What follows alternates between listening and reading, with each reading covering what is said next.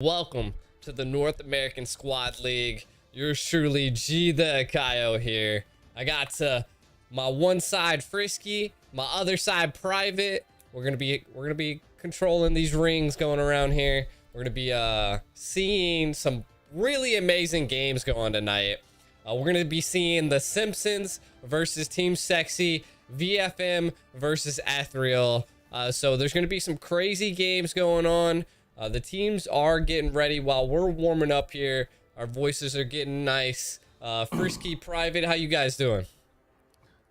Oh, I'm doing great tonight. It was just fresh off of the first night last night after our little break for that Transformers event, but we came back strong with some great matches last night, and I am excited to see what we have in store for tonight as well. Some veteran teams here too, in the Simpsons and Team Sexy going to be kicking off things here week 3, day 2 here, and man, I'm pumped. oh yeah, I'm very excited. Same sentiments are exactly the same. We have, like I said, we got two vets. We've seen these teams grow throughout these past months and months, and I'm super excited to see Team Sexy get at it with the Simpsons and just see the overall. Just I know we're gonna go for a full just two and two. Like it's gonna be a really good game. So I'm super excited, especially after yesterday's games. I was able to catch a little bit of it, though I was at work. So I'm really excited to be here today with you guys, with them, watching some great plays, especially after everything that's been going on worldwide with Mobile Legends. Yeah, one of the biggest things that I want to that I'm wondering today, yesterday everything went to round 3. Is that what we're gonna see today? Is that how the meta has changed, how the comps are going? Like, it's just because everyone's so thick that the games last so long and the rounds are just constant. Like, every team's gotten so good at countering and then cross countering. So I think it really comes down to these first picks and the first bans that kind of change the tides of if they're going best of 3.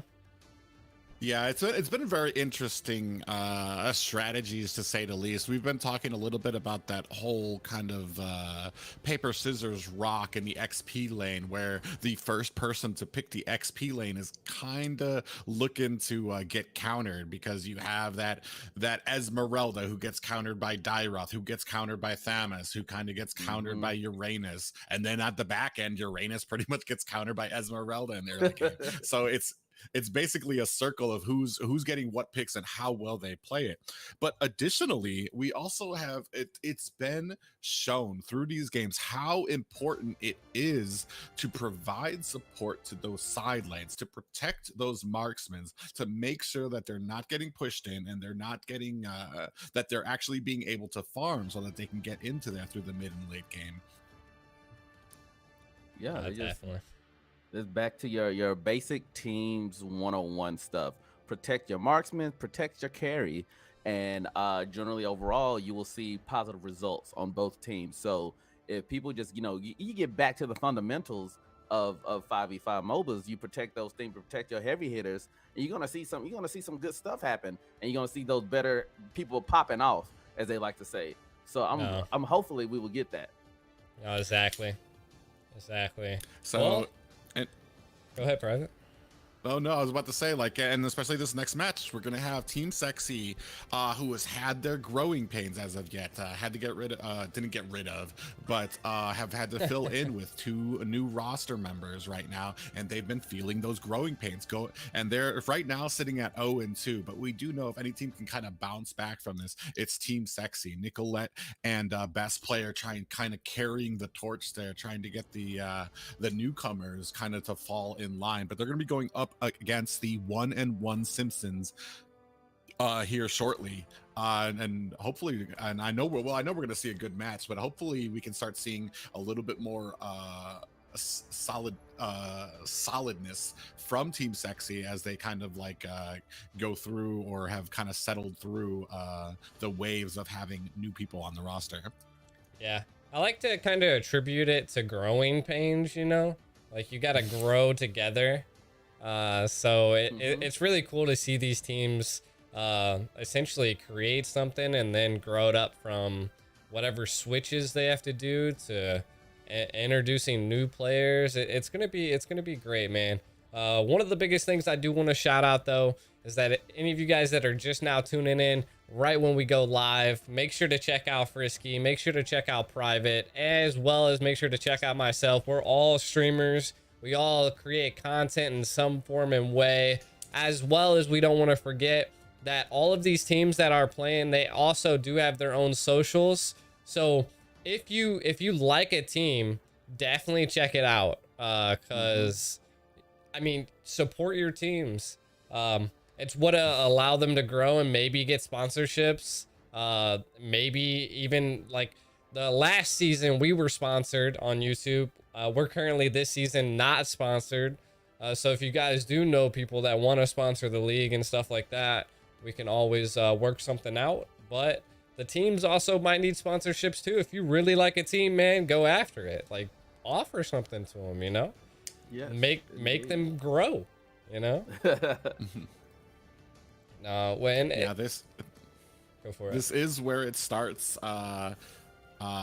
These types of games and putting in the effort here. This is where it starts for trying to get more content and more events coming to it. The events like we have been moving forward now too. We have a very big event coming up here shortly. Moontoon's going to be hosting the North American Challenger tournament again here, and that thing's going to be huge now. And this is what helps get those things along is the support from NA, the support from you guys, and just the solid games and the repeat that we keep seeing of these same people coming back, getting better, and growing in the region. You're definitely right about that.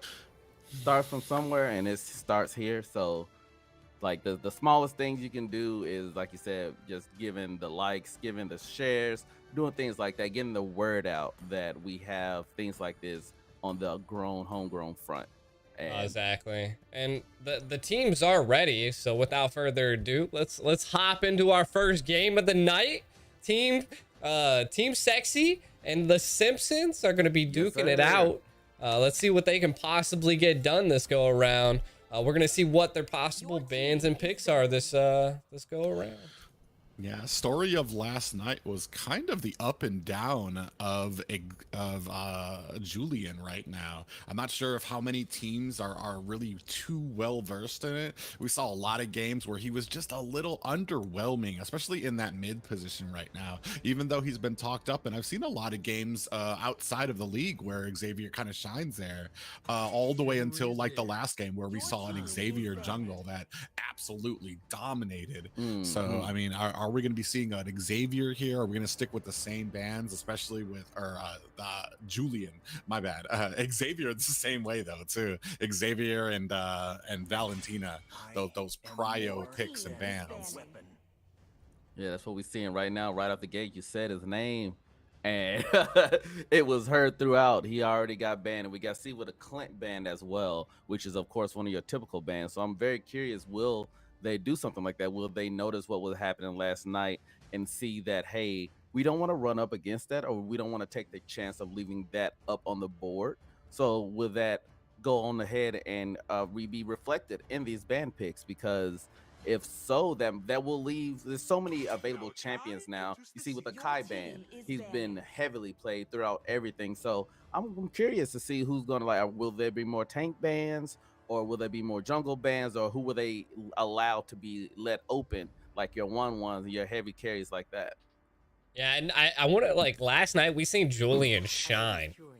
So I like to see him in the prio ban. I like to always see him in the game, but yes, people are learning, you know? I mean, they definitely don't want to let that Julian, they don't want that Akai to sneak through.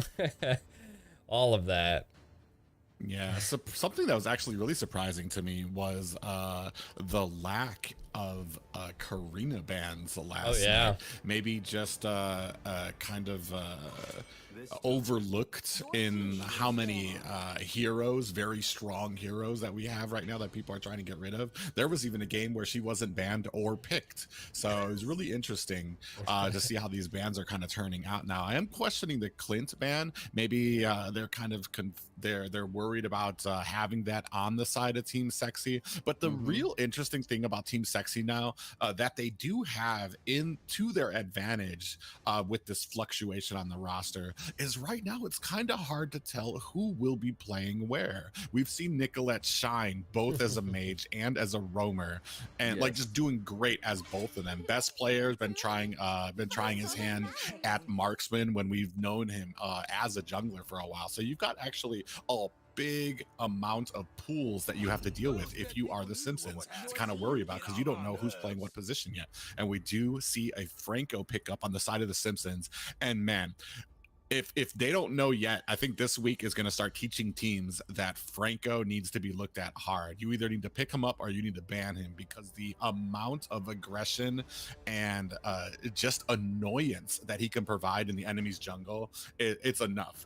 And especially toward the late game, if he's landing those hooks, which we've seen, if people are picking up Franco, they know how to land those hooks. They know how to get in on those suppressions, and it can basically decide games and team fights. Oh yeah, that's a given. A lot of people, I feel, especially being a tank main myself, they overlook Franco just because he's more of that beginner tank.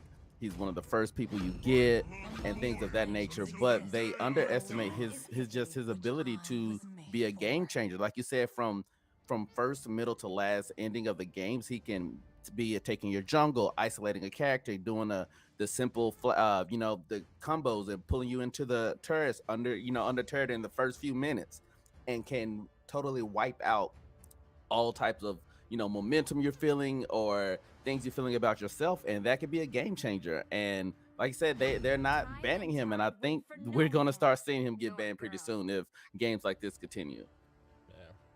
Yeah, one of the things that I did see last night, and there might have been only one game, but Franco has a really high win rate.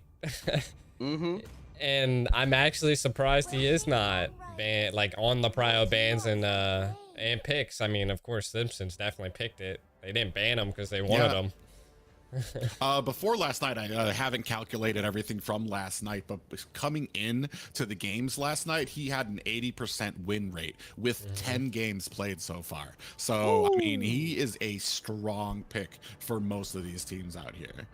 Yeah, I think even in the main tournaments overseas, he has like a 78% win rate. It's the highest hero win rate of like all of the leagues.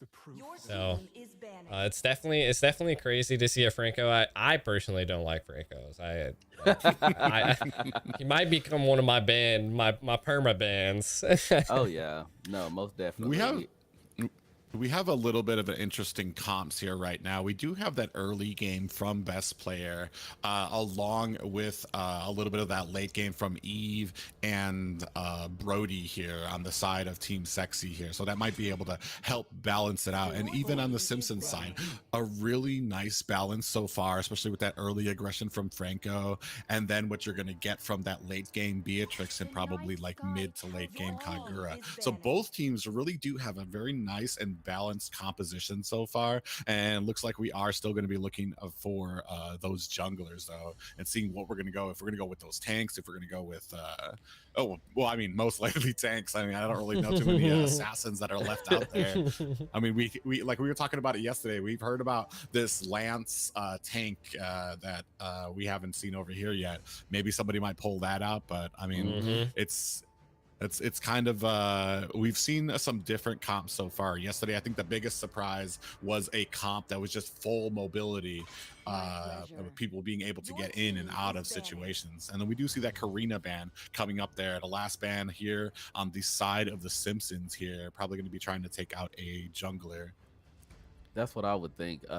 Just be on the safe side, maybe a jungle pick. Looking at the overall bans, it's almost your typical stuff. Like say you have a new few highlights in there, but I don't see nothing that's too surprising to me, especially after the games we've been seeing and seeing how the ban picks have slowly switched up to adapt to that.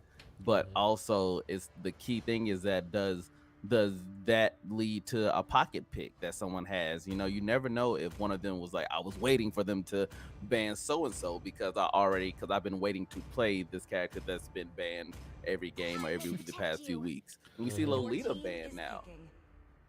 Yeah, very interesting ban on the side of Simpsons there for Lolita. I mean, I guess maybe to kind of to subside from those Franco hooks or the damage that Beatrix can put out. And we do see a Selena pickup here. Very interesting. I've seen shades of this across the ocean there, where we start seeing more and more Selenas and Natalias starting to get picked up, trying to take out those early game marksmen and mages, so that when it starts coming to those mid and late game team fights, the enemy doesn't actually have enough damage to be taking down your tank. So we're going to see how well this can be played on the side of Team Sexy here on Churro. Oh, with Masha. Tap on Masha. I think we've seen I don't know if there was a Cho was on the same team, but I think we've seen the combo like this. This is gonna be interesting because who's the jungle? Apparently Colwell's gonna go jungle on the Cho here. So I do believe Hopefully we don't have an upset. Hopefully everything's it's gonna be good. interesting too. This is the first time I've ever seen a Cho. I mean, I think even a Masha or even a Beatrix would be a Cho. Yeah. Nani? It's definitely confusing. And I'm interested to see what he's going to be doing here too. Is he going to be going full damage, or are we going to be seeing that typical heavy tank jungler? Because I can see the use of a Cho being like that as well, but because you're going to be depending more on your other teammates, and it looks like we are going to be going with a jungle emblem on a Cold here for that Cho. So yeah, it's gonna be interesting to see how well that goes. But you know what? Even with that Jeet Kune Do, he will be able to stop Belmond, the best player on this Belmond, from his spin, which is basically where a bunch of his damage comes from. But without further ado, the Simpsons taking on Team Sexy here. First game of the night. Oh yeah, I'm very excited to see what we're doing here. As you see, we already highlighting Cold World to see what he is going to do and see what is going to go down. We see Franco is actually going down gold lane as well, so fully not even being a participant in the jungle. So this is going to be interesting to see how they play. We already see some good hook plays from the beginning. I'm very curious. Oh, he does catch a hook on to Gold, and Gold is able to get away. And we have talked a little bit about how important it is for these teams right now to be protecting, to be putting that bit of engagement onto the marksman lane here. Very much needed.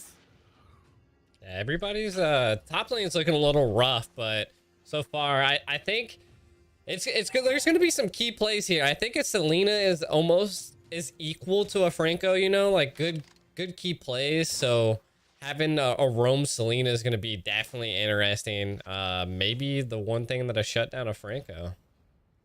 Yeah, and it does kind of add the same thing to try to counter it. You have to keep moving left to right. You can't linger too long at something. You can't just be face checking bushes. Both of these heroes, the Franco and the Selena, add that to these types of comps. And I actually do like the Selena pickup for this too as well, because I feel like it's basically like almost another Franco in that except Franco does have that ability to kind of shut down a character, where Selena does have to land that stun as well.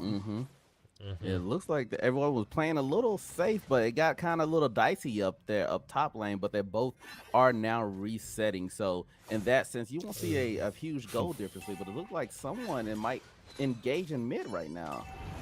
Yeah, Nicolet's just kind of playing out as Cold kind of dives in there. They're kind of setting up for this turtle right now. We do see a proper position for the Simpsons, as the rest of Team Sexy is kind of starting to funnel in a little slowly. Unfortunately, it does look like up at the top, Just Solo's going to have to deal with this lane as Cold is going for this turtle. I'm not sure that Sexy is going to be able to counter this. He does come in there, and is he going to be able to get that onto there? He does get kicked, and Cold is able to get it shut down. Namtap takes down down Nicolette, and Best Player goes down as well. And Team Sexy actually might be in trouble here. Just Solo trying to dodge himself out of the way here. He is caught by 3 players of Team Sexy, unfortunately. And we do have a little bit of taunting going on in the middle of the field with that. A 3-0 first turtle for the Simpsons. Listen, if you're not TPing when you're show, I don't know if you're a real show player. That just isn't, it's not possible.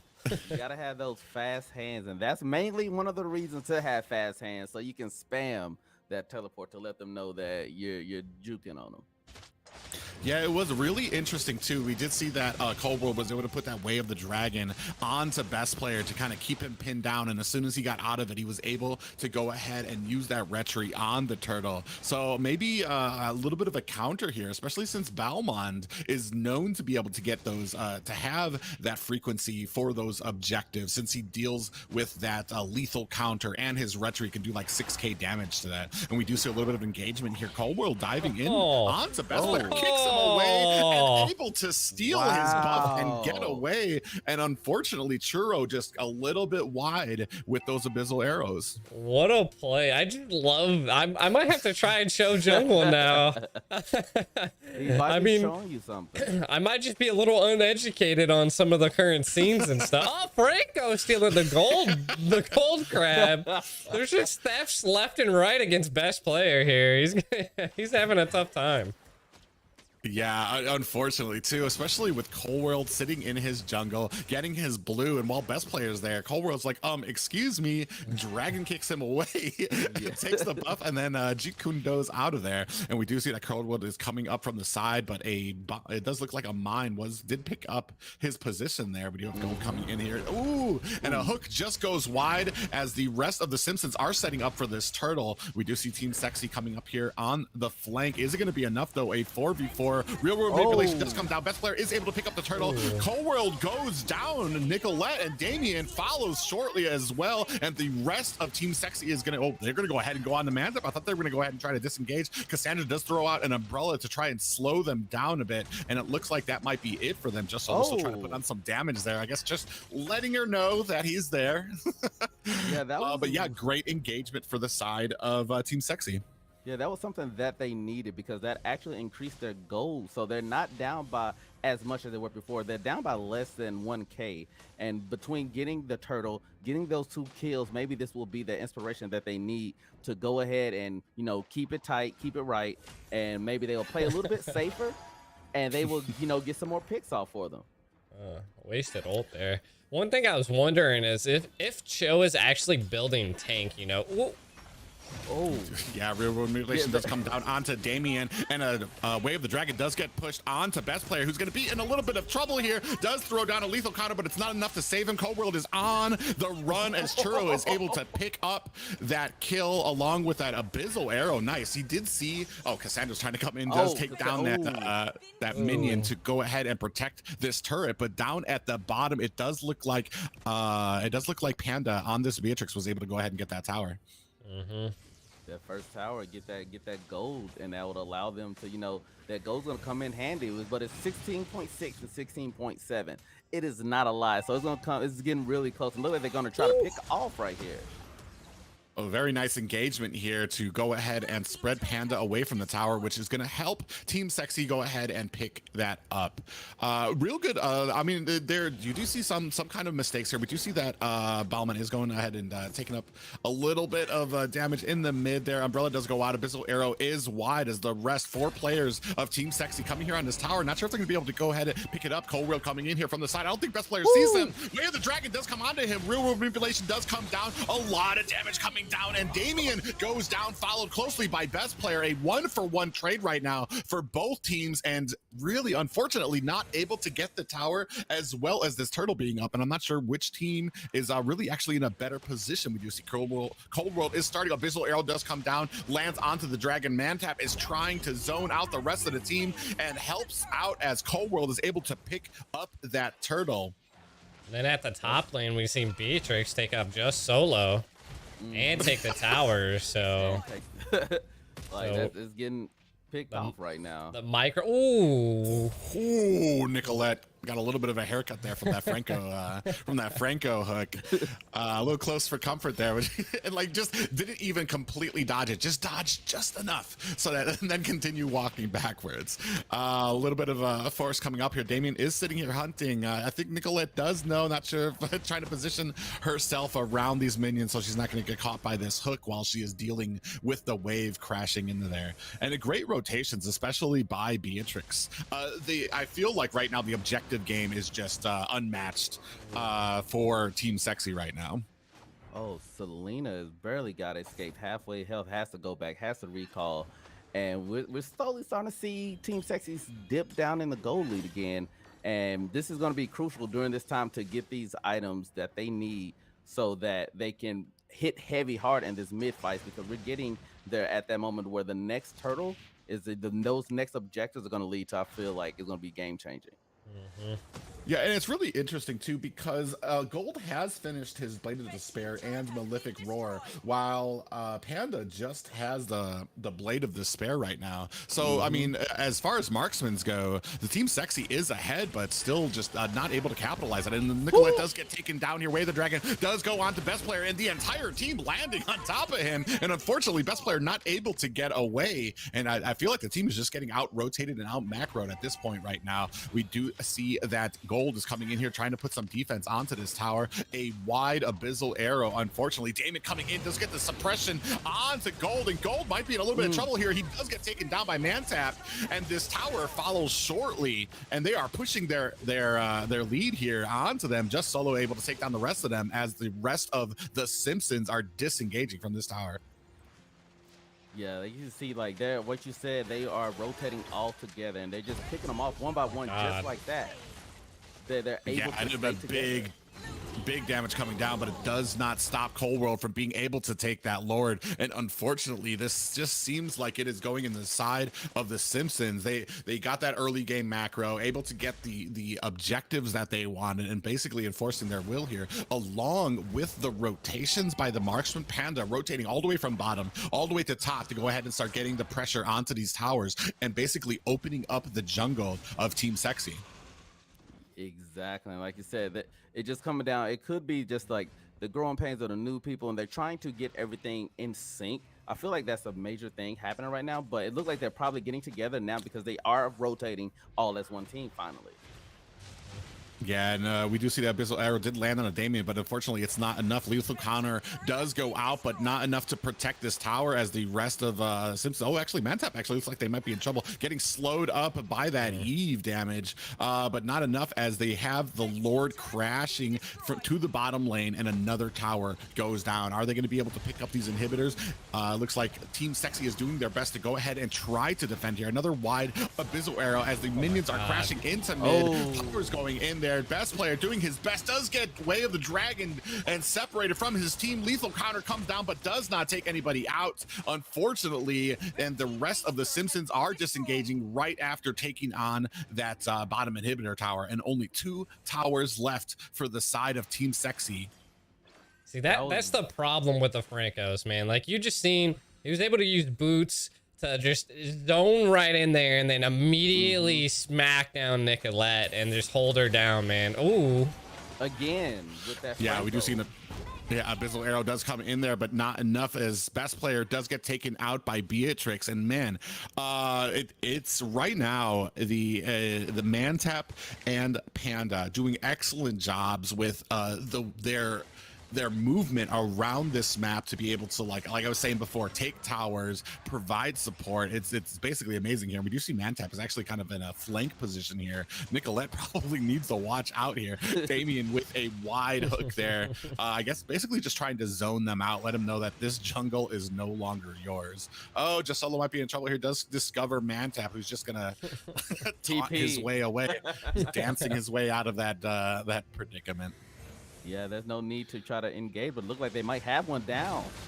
Oh, and we do see that Damien did get caught there. Real world manipulation does come down there, but Gold is actually in trouble as Mantap goes ahead and locks on to him. The rest of the team does close ranks around Mantap, but so much health with the lethal counter is just enough to take him down. That is a 2-for-0 trade right now, and things are looking up for Team Sexy with only 9 seconds left on the Lord. Yeah, this is the turnaround they need. Exactly. Especially right now at this time, those hits by those arrows are coming in clutch now, and we can see if they can continue hitting these, it might change the game.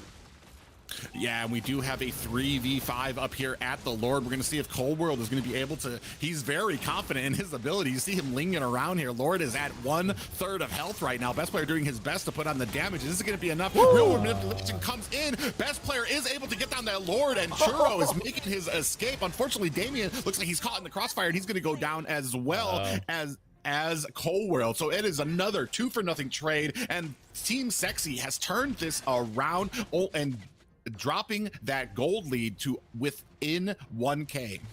Yeah, that is great. I'm very excited to see this, because it looked like they were down and out like just a minute ago, and within that they were able to flip it, get multiple kills, get major objectives, and from this we can already see that they're going to at least get a few towers that's going to go in their favor, and this could be just that momentum push that they need to keep getting picks, keep rotating together, and hopefully we will see a good game. Yeah, we do see them trying to sync up the lanes here. This is basically what separates the boys from men here on a Lord push, is syncing up those lanes, making sure that you have that Lord pushing with all the lanes. And we do see a decent amount of damage. That bottom lane, though, is being pushed in. Cold World powerless to go ahead and stop the 4 members of Team Sexy. Another wide hook on the side of Damien there, and we are pushing in with best player into the mid lane here, crashing into mid tower. They're putting on the damage. Is it enough? Mantap not able to kind of distract them. Does get a little damage put onto him as Damien and Cold World try to flank, but wisely the team of Team Sexy go ahead and disengage. They've accomplished their mission, so they're just going to go ahead and back off and farm up. That was very smart on them to just get those objectives, get those towers, and like you said, to leave right when they did. That was very good on their part. And this is the first time that Team Sexy has had a gold lead. What a nice flicker from Churro, and able to land the abyssal arrow onto Damien. Churro is getting better and better with those as the game go on, and that is what you want to see 15 minutes in. Wow. Oh God, that is scary. that was really good. I really like that. Oh, and another hook coming out here just wide from that bush is the entire parts the team of Team Sexy, like the Red Sea there with that hook coming in there. Best player taking a bit of damage as Mantap comes ahead and dives in there. Might have been a little too deep as Nicolette and Gold are there to provide a little bit of suppressive fire for that escape.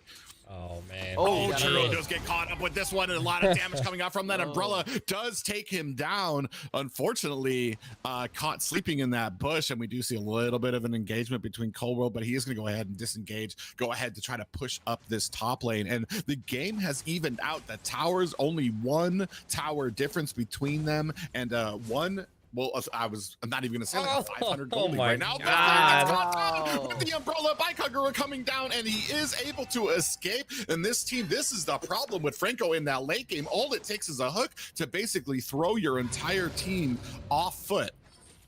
This is scary. One hook, set up for the Lord, and one ultimate right on the forehead of a mage, and stop it all in its tracks. Just Solo is coming in there, does get suppressed, a lot of damage coming down, even with the real world's manipulation coming down, not able to put enough damage onto the Simpsons, unfortunately. And we do see Mantap deep in the jungle, but apparently not afraid of the damage that Team Sexy can do. Nicolette just wide of that hook from Franco. Mantap, the rest of Team Simpsons are going to go ahead and start on this, and I'm not really sure that Team Sexy is going to be able to do anything. I do know they do see that it is being started. Are they going to be able to get in there? Abyssal arrow does go wide as Cold World is able to go ahead and take that down. Best player going ahead and trying to spin his way to safety. Another abyssal arrow does go wide of Mantap, and unfortunately Team Sexy on the back foot is forced to disengage with a Luminous Lord coming down shortly.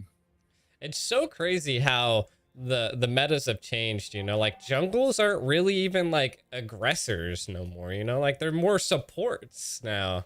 Because I mean, we could look at both teams' jungles. Cold World 237, and then we have what, Balmon, best player 157. Like they've hardly been able to, with the tanky comps, able to secure easy kills. Some games they can, but not all. But private, we have. Yeah, a little bit of engagement coming on here, and mid as a oh my god, an early lethal counter. God. Unfortunately, does not find a mark there. We have the Lord barreling down here at the bottom as the rest of the Simpsons are up here at the top. Going to go ahead and try to push on this next inhibitor tower, as we do have Cold World is going to go ahead and separate Just Solo. He's in a little bit of trouble. Does pop his a lot of damage coming onto them. Nicolette is going back into the base for safety. Just Solo, a lot of damage and tankiness from him. I don't think Simpsons were expecting that much defense out of him, but unfortunately the damage has been done. There are 0 inhibitors left on the side of Team Sexy, and I think they pretty much calculated for this much these kills. They didn't really care too much for these kills as long as those towers went down, and they pretty much accomplished their task there. Yeah. Oh yeah, that was something crazy. We saw that early Oh, Damien gets caught there and hooked. Is he going to be in trouble here? Lethal Counter does come down and take out Damien. Cold World is trying to get himself away. A lot of damage coming down. We do see Beatrix with a lot of damage there as well. Real World Manipulation does come down there. Cold World still alive, but does get taken down. This actually is good news for Team Sexy right now, as they do have a lane coming in here. The rest of their team Solo does get taken out. Gold in trouble here as Cassandra goes down as well, and unfortunately whatever lead that they did have with these minions coming down here has been lost, and they're going to have to regain the momentum as they kind of group back up to I guess rethink their strategy. Yeah, I mean the strategy here is just don't let the Eve get picked off by a Franco. the moment that happens, Team Sexy loses their ability to stop a siege, and with having all of their towers down, that's going to be they're going to be competing for the next Lord. So a combination of whoever can get this next Lord, and if you can keep your mage alive, would be how. Well. Ooh. Yeah, it doesn't look like best player does catch a little bit of suppression there. Not really worried about it, but it does look like Team Sexy is in a position here for the Lord. If they're going to go ahead and go for it, as this looks like it's going to be, this might be the Lord that decides this game, as we do see both teams beginning to converge here. Just Solo does try to stop Cold World from getting in there. Real World Manipulation does come down. This Lord is getting dangerously low. Nicolette does go down. Just Solo goes down there as well. Cold World is on the next victim, as Panda is able to go ahead and take that Lord, as Gold does take down Mantap, and we have a 2-for-2 trade here, but the Lord does go on to the side of the Simpsons. Oh. Yeah, and now they're going to have to start disengaging this because they can't keep on fighting. They do have lanes pushing into their core, and unfortunately this does not spell well for the rest of Team Sexy. Yeah, that was rough. Panda able to secure the Lord even though Cold World was gone there. This is looking definitely rough for the side of Team Sexy. I'm guessing like if Damien can again lock down the Eve, they'll definitely be able to stop the siege. So we'll see what they do here. Franco is wanting it.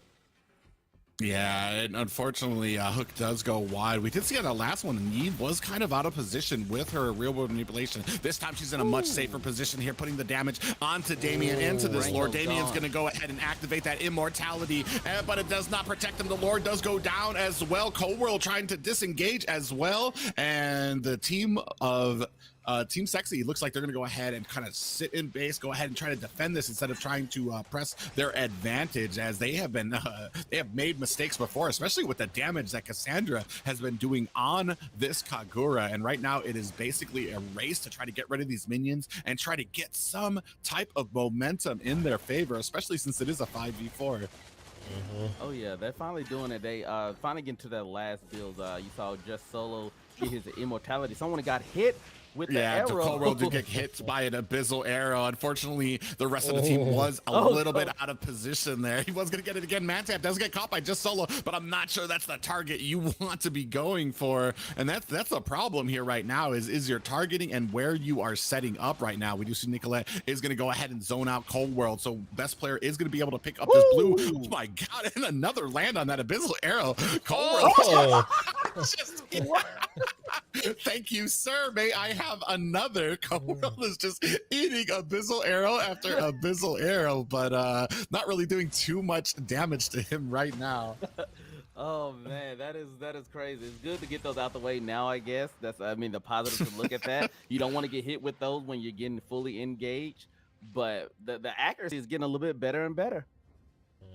Yeah, it is just checking those bushes. It's just basically the same thing with Franco. You can't just be lingering too long and not assume, especially with players of this caliber. If you're hiding in a bush, just assume that there's going to be that random abyssal arrow. There's going to be that random hook going into those bushes to go ahead and check that. And you do see Churro going ahead and like throwing up. Oh, a lot of damage coming on from Cassandra, who did catch her with an umbrella, but the rest of Team Sexy is there to go ahead and provide support and some firepower to help her get away. Damien coming around here onto the flank here, but he's walking into does get caught by an abyssal arrow. Is that going to be enough? It is not, as Panda is starting on this Lord. I don't even know if they realize that the Lord has been starting on here. Best player is going to go ahead and try to engage here. We do see a wide hook there. Lord is taking down. A suppression is on best player, and he does get Way of the Dragon, does get kicked in. He is taken down. They don't have a retry for this Lord. They're gonna have to try to get a wipe. Nicolette is trying her best to get away from Franco. Churro does throw it in an abyssal arrow, and Just Solo is taking a heap of damage. He does come in. Gold steals the Lord, and unfortunately Simpsons look like they are out for revenge. And another abyssal arrow does go ahead and cover the escape of Gold, but Gold, the story right now, stealing this Lord. Nicolette might be in trouble. Abyssal arrow is there to protect him, and not able to put the finishing touches on onto Nicole. And real world manipulation does come down here as the Lord, that big beefy player, does come out as these lanes are starting to push, and unfortunately Simpsons are forced to disengage. Mantap actually taking a decent amount of damage from this Lord. Abyssal arrow connects. Mantap might be in trouble. He does activate that immortality, and they are on the run. Nicolette, another abyssal arrow comes down, does go wide as the Lord is barreling down through mid. We have a few seconds left on the countdown timers for best player and Damien coming back up here. So it is going to be a 4v5. Not sure. Mantap does come from the flank there. Nicolette is going to try to get out of the way, is able to create some space with the help of Churro, and the Lord does go down. And man, this just tells you about that defense mode that Team Sexy can put on here, especially with the help of Gold with stealing that Lord. Man, is this going to be a 60-minute game or what, guys? This is going back and forth, but this is what I wanted. Everyone is getting their full builds, as you can see, and mostly everyone has their immortality on, things of that nature. We've been seeing them pop left and right. Everyone is fully built, ready to attack or defend as most as they can, and I'm just amazed that we're sitting here at a 30-minute game, basically, and they're still fighting for their life, and that's what you want in a team like Team Sexy. And you're seeing the Simpsons not letting up on the pressure. You're seeing Team Sexy not give up, even though they have every inhibitor down. They're still fighting, still going strong, and we're at this point to who is anybody's game right now. Yeah, and unfortunately, like you were saying before, with those junglers, they're not actually, we do have a suppression caught onto best player. Best player might be in trouble here. Umbrella and damage. His immortality has been popped. They're trying to provide some cover for him. Mantap does take him down, and unfortunately, it does look like Gold gets separated. Abyssal arrow does come out. Gold taking a heap of damage, not able to get away from Cold World, is able to take down Panda on his way out. Just Solo is able to corner Cold World, who does go down, and oh my god, this might be a turnaround. This might be what Team Sexy is looking for. It is a 4-on-3 right now. I just want to give a shout out. Brody Gold is absolutely slapping. Like 11-2.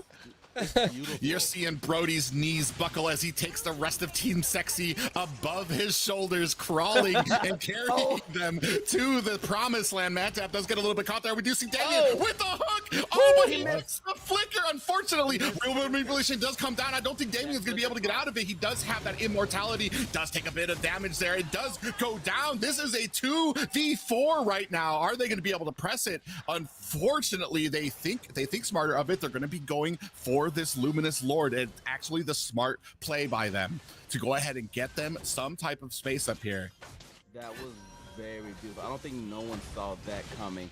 And you seen like those basic Franco combos, that slight slip of that flicker left them out of position. They were able to capitalize on that. And I think Team Sexy now has momentum Like, oh my Yeah, god. and it is a 2v4 here. They are going to go ahead and zone out as here comes best player with that Balmon to come in here to go ahead and help and pick out that Lord. Hopefully Team Sexy is not stretching themselves out a little too thin here. They are able to pick up the Lord, and they now have the lead right now as Chiro throws out another Abyssal Arrow. Things have turned around, and Team Sexy is on the offense. This is what you want to see in tournaments like these.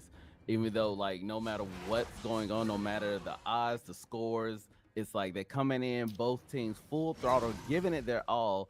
And we might be here for a while if these games keep up like this, but I'm very much excited to see how they do, how Team Sexy reacts with having this last Luminous Lord maybe of the game. Yeah, the Lord is barreling down to mid as Simpsons greet it at the entranceway. We do see that the rest of Team Sexy, Abyssal Arrow does connect onto Franco, but nobody is really trying to put anything into that as they're going to go ahead and take out this top tower. The last, only one more inhibitor standing there as the Lord does go down, but man, that took a long time for that tower to go down there. Yeah. So unfortunately, only able to take one tower out of that, and not the best position for Team Sexy, but still a pretty dominant position as they do have control of the jungle. And you see Gold going to go ahead and pick up that that purple buff from the side of the Simpsons.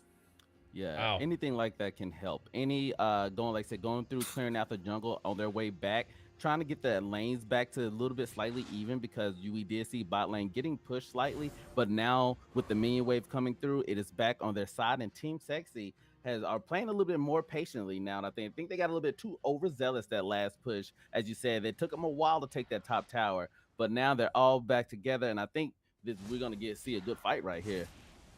Yeah, we do see best player does get suppressed, and there's the rest of the team. A real world manipulation does come down. Damien is in trouble, gets taken down quite quickly. Cold World is the next on the list. Abyssal Arrow does go wide as Cold World is using that G Kundo to try to get away. Best player might be a little too close, but he does still have that immortality up, and this is a 4v5 game. Guys, I hope you brought your snacks because we are moving into the 30th minute of this match.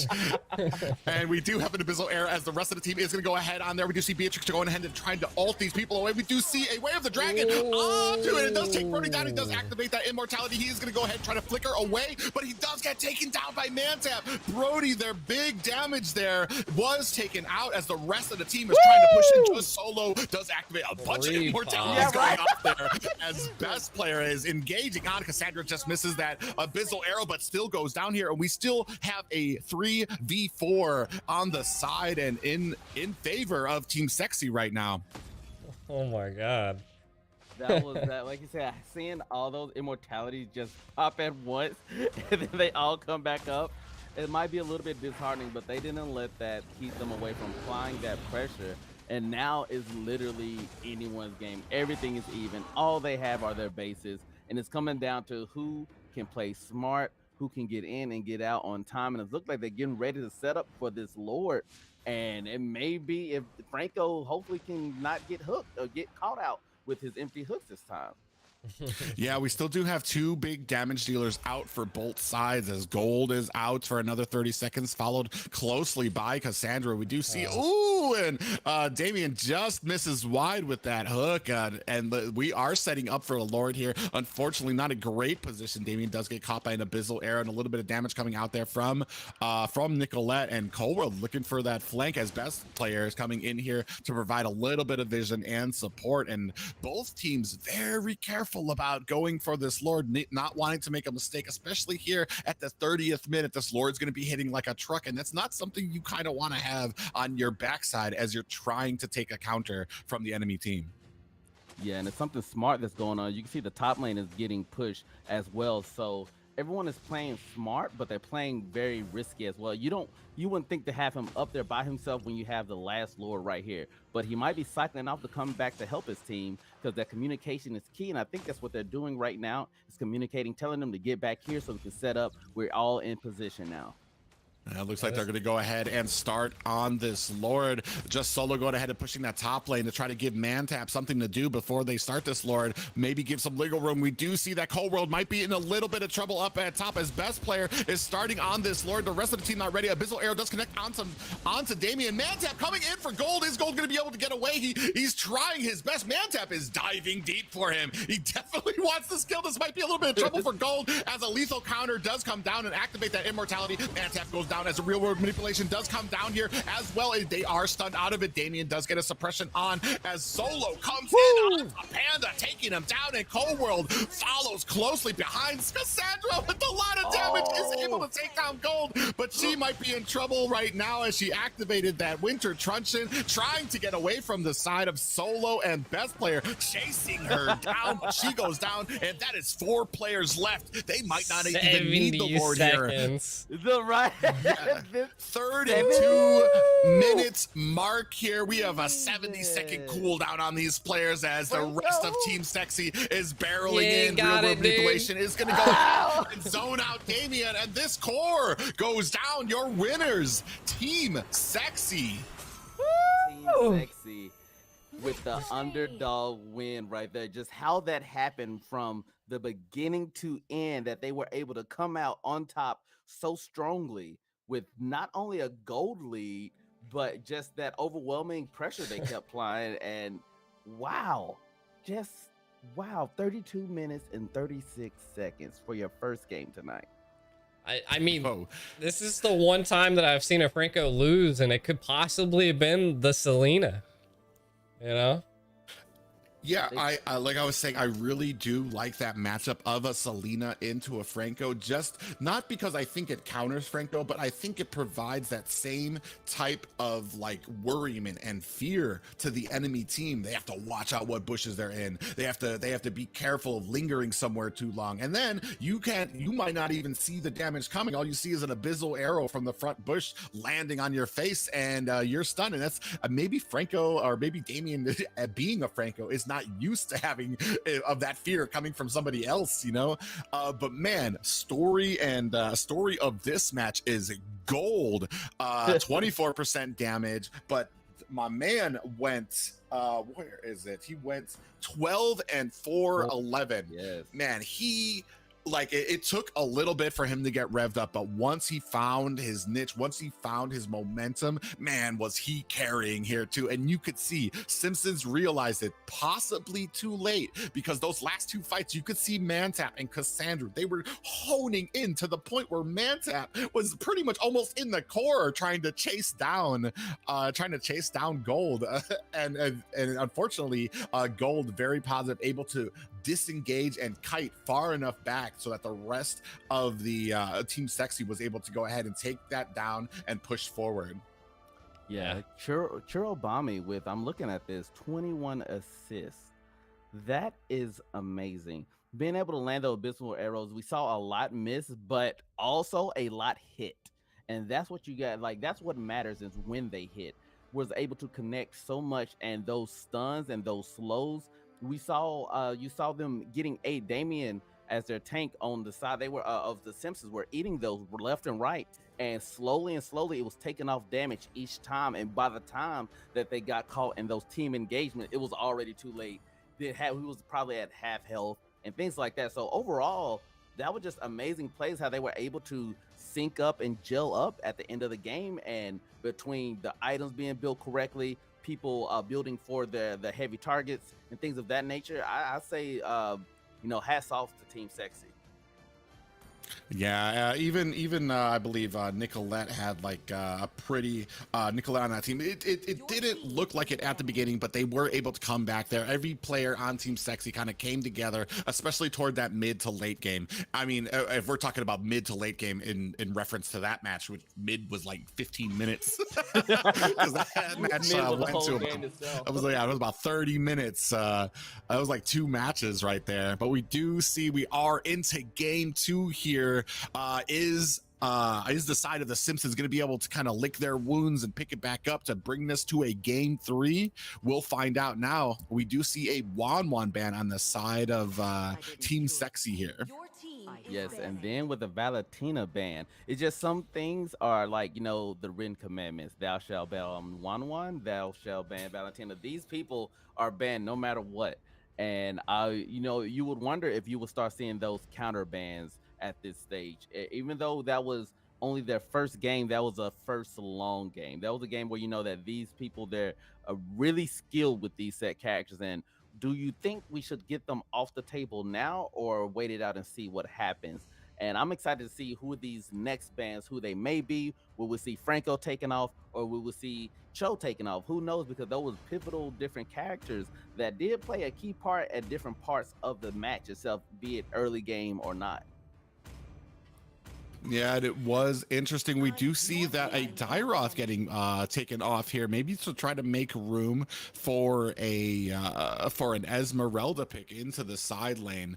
It does kind of close up, and it's interesting to see some things get banned on the XP lane, just because there's just so many counters in that lane that you'd probably have to waste all your bans to get the pick or to get something favorable for yourself there. And we do see that Akai ban, he's just been so strong, sans that one match yesterday where we did see Akai go up against a Julian and a Diggy, which seemed to be a little much for Akai to take on, especially with those pop-ups and the ultimate that Diggy could provide to get his team out of harm's way. And then on the side of Team Sexy, we do see that Julian is going to go ahead and be banned again. Yeah, do you think maybe that Cho jungle pick just kind of threw it out the door for the late game there? I feel like the late game was decided by getting those picks onto Franco. Unfortunately, Franco did get caught out a lot by those abyssal arrows, and once you take Franco off of the board, not only do you have your own pretty much heat-seeking missile out there checking bushes and stuff like that, you've lost the pressure that you had. So that allows the rest of Team Sexy to come charging forward without fear of getting suppressed or getting hooked or getting picked out from randomly. That means that the rest of the team has to show themselves, they have to come running for you, and that gives you enough time to be able to kite away. Yeah, we knew with the Dyroth ban that Esmeralda was definitely going to get picked there. Pretty much. Yeah, and I know for a fact we're not going to be seeing a Z-Long in here, so we can stop playing Mantap. Maybe. Man, they've been switching up the meta. They could have said, I have a pocket Z-Long waiting. All we need is to get Julian off the board or whatever the case may be. They go Z-Long and Sun Wukong, and then just push side lanes hard. 10-minute game that time. Yeah. Okay, Ling. Oh, and interesting. We do have a Ling pickup for the side of the Simpsons, followed by an Xavier. I hate seeing an Xavier on an opposing team. I'm going to tell you that right now, and especially with anybody who even has just the remotest decent mini-map awareness, he makes Xavier quite lethal. But on the side of Team Sexy, we do have a Karina pickup as well. Oh man, and then maybe Cold World is going. Maybe the games last night. We don't know who we will see going on for the ADC, but Cold World is going to go Claude. Claude has seen a surgence and in the big leagues over there overseas, and if you all been watching the game, you know that Claude he showed out the other night. So hopefully, maybe we will see something like that happen in our own league. So what I'm going to be seeing here is Simpsons are probably going to be doing their best to have something here, especially for a roaming potential here, that's going to be helping Cold World. Because I'm going to tell you right now, Cold World, this Claude into a Clint is not going to do well in the early game, in the early phase of the laning phase of this for that gold lane. So they're probably going to have something here that's going to be helping him, that's going to be rotating to his lane quickly to help to provide that support for him and help him get farmed. Because if you're leaving him alone there against gold on this Clint, you're going to have issues. And if I remember correctly, Clint was banned early on the side of Simpsons here. Yeah, last game. So they obviously were worried about the Clint, but this time they banned some other things. They took out that Franco and a Kai that they had to take out, which gave Gold the Clint. So we're going to see how dangerous he actually is on this. We do have the Thamus ban coming in, and that does leave, I want to say, only one other XP laner that can probably go against Esmeralda, kind of, and that would be Uranus. I was gonna say Uranus as well. And I mean, he has that natural region versus like shields, so might be a good pick to go against the Esmeralda here. Yeah, I do feel like Esmeralda does kind of outweigh Uranus a bit there. It does come up to play and your micro ability, whereas you start getting more into the late game, Uranus can start sustaining out a little bit more. But I do feel like that early game does go over to the side of Esmeralda. On the side of Simpsons here, we do see that a mage taken off the field there, Cecilian. So I'm going to be wondering what we're going to be seeing on the side for Nicolette over here. What should you be picking up? Is there something about Lolita that I've been missing? Like just seeing her as the last band these last two games. It's such a very full. I know that the tank meta is in, and you know they are really good, strong tank support. They have their skill, the utility that they bring to a team is very undeniably really good at clutch moments. But to see her banned twice as the last pick, I wonder if they know something. I'm liking that we're seeing the Karina, you know? Like Yeah. she like Private's been saying she hasn't like been banned or picked, but now we're actually seeing the Karina pick, which is solid against someone like Ling. Okay. Oh, and we are going to be seeing that Angeling combo here as Damien, yeah, as Damien does pick up Angela. That is, man, I'm hoping they aren't as good as I've seen, because I'm going to tell you, Angela and Ling is quite ridiculous when you're able to go in off of that Finch pose, and with that Angela, the amount of shield that she can give you there. I don't think Shuro's being serious here right now. Maybe. Look, you know, Shuro's like, oh, we supporting now, huh? You know, let's. Yeah. How's your gold lane? Right. Okay, so we might. We got 5 seconds. They bet not. There you go. Ooh. Your team is picking. That's gonna be a rough counter against that the Angela. You know exactly who she's going to be. You know what? I have seen shades of this. This is what has been happening across the seas, where we do see the tank meta coming up, but you are nothing in that tank meta if you do not have those mages and those marksmen to back you up. And what we've been seeing is a very heavy front line with a roam by Natalia to go ahead in the early game to be able to take out those mages, take out those marksmen, so that by the time you are meeting for those objectives, by the time you are meeting for that mid to late game, the marksmen and mages are not farmed up enough to be able to deal with those heavy tanks, to be able to take them down, so that the sides in those team fights start to swing your way. I think this is the first time we've ever seen a Natalia, yeah? Yeah. In the squad league, I believe so. And that's what's interesting, because she has been banned though, but recently you just, like I said, you just never really saw her. But when you come to these things where you pick an Angela, you know, you have to start picking appropriately. And I'm sure Churro and the Natalie is going to be really good, and we're going to see some great pickoffs because of this. Or we might not. We will see, because I'm very interested in this. Do you have a favorite here right now, G, from the comps that you're seeing right now? Definitely Team Sexy. That Natalia is going to be the biggest bane in The Simpsons right now. Like, it's going to be like that sore that you can never get to go away. Yeah, it's going to be really interesting to see how well it goes in, especially with that heart guard that's going to be coming out from Damien on this Angela, to see how well he's going to be able to protect his teammates from Churro. And right now we are in game 2 here. Team Sexy taking on the Simpsons. Our Simpsons going to be able to go ahead and elongate this out to to a third match. That damage Natalia just can do is just like, she just early poked game. him. It's so scary. We'll see them laying down damage right now. Gold is in a little bit of trouble here. He's going to go ahead and have to use that flicker. Damien getting a little far out there, especially with the Churro. Oh, and it does look Churro just go for the minion first instead of going for Damien. Is going to get caught out there, but is going to go ahead and let them know that he is here and he is providing support just in case they want to get a little too far pushed in. Yeah, we did see that Uranus get picked up too, which is what we suspected. So it's definitely something's going down. There's a constant 2 pressure in this bottom lane. Yeah, and we do see a little bit of Coldwell might be in a little bit of trouble here as Churro does lock on him. Umbrella does get onto him. Nicolette not able to put enough damage onto him. Unfortunately, even with the support, best player didn't rotate, wasn't there completely yet. And unfortunately, I feel like they engaged that just a little too early before best player was ready.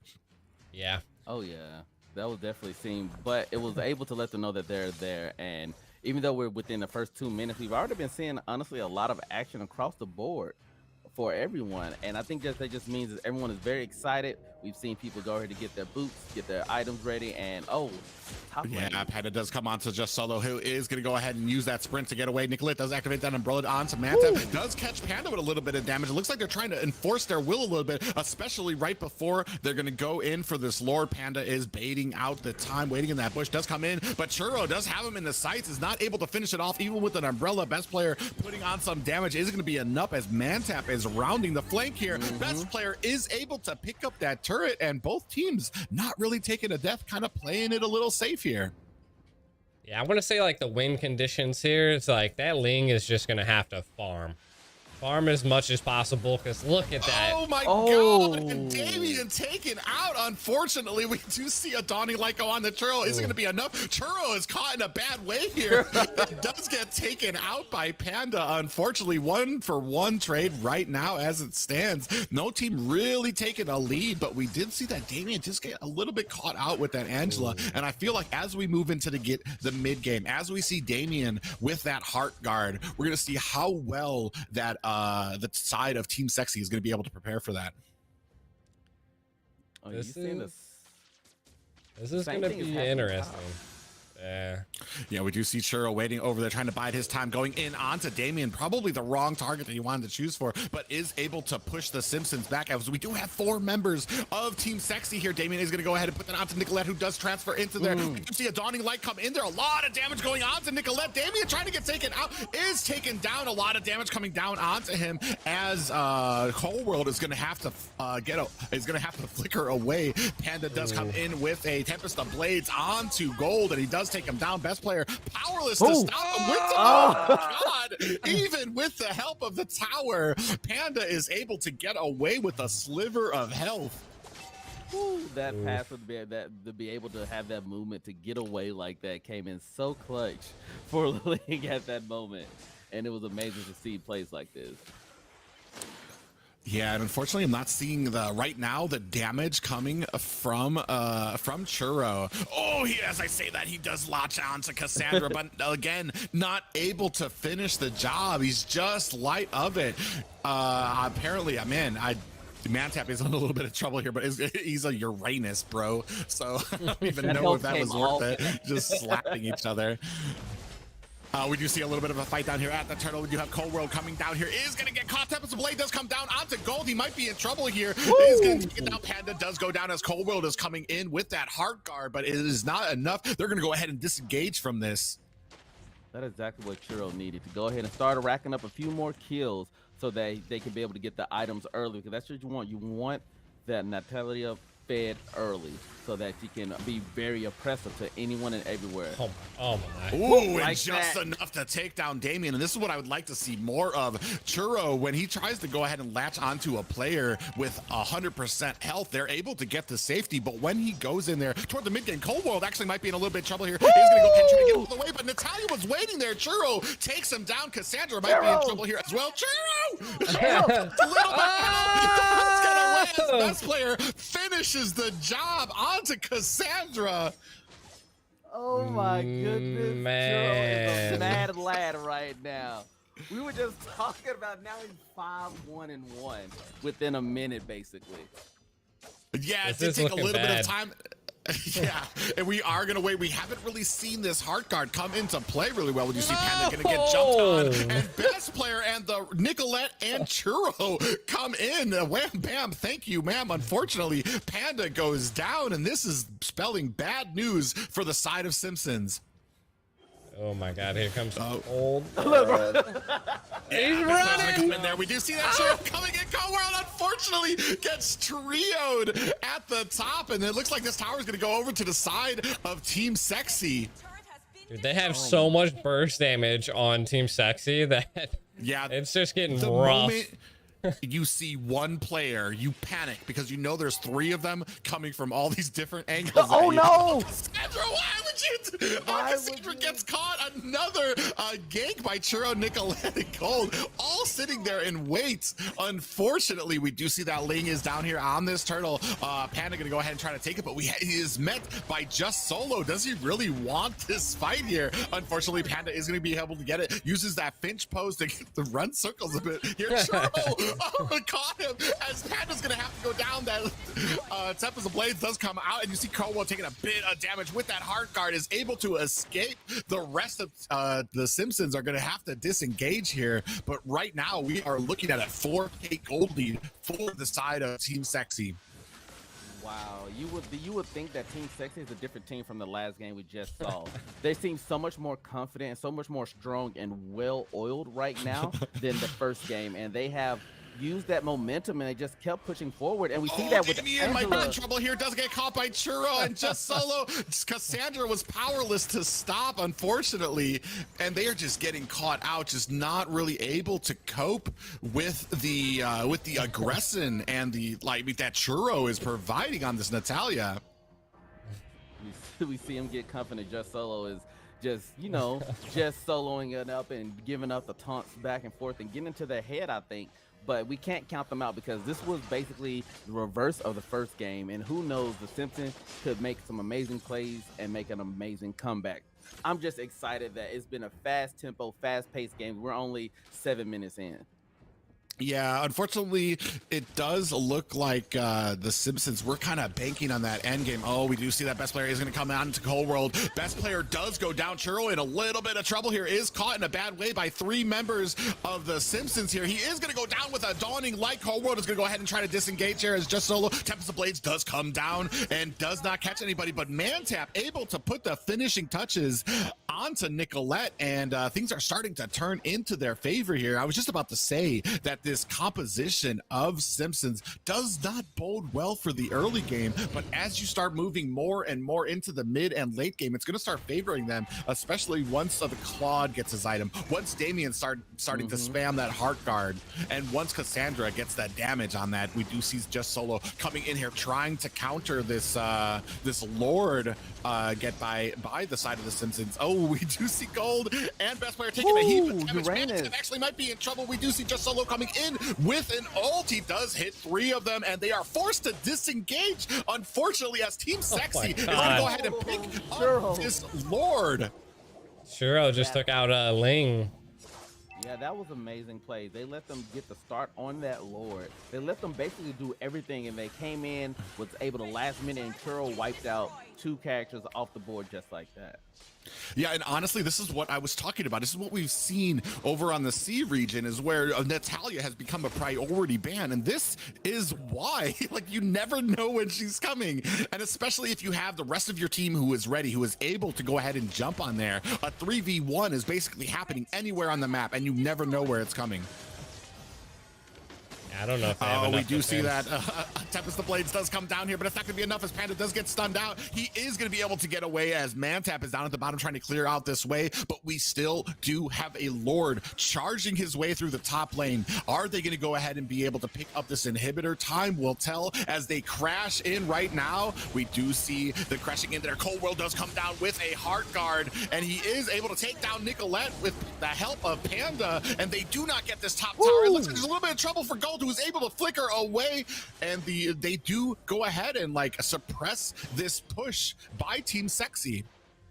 That is what they needed. This is exactly what the Simpsons needed to get a reference about themselves, to let them remind themselves who they are. They was able to hold off a strong push and get a kill on top of everything, and now hopefully they can just play it and try to slow it down just a little bit so that they can start farming up more, because they're kind of getting ate up by that by the Natalie. She's able to get in the baseline, so they need to protect their squishies right now, and I wonder if they're going to do that, if they're going to just try to slow this pace and try to stick together.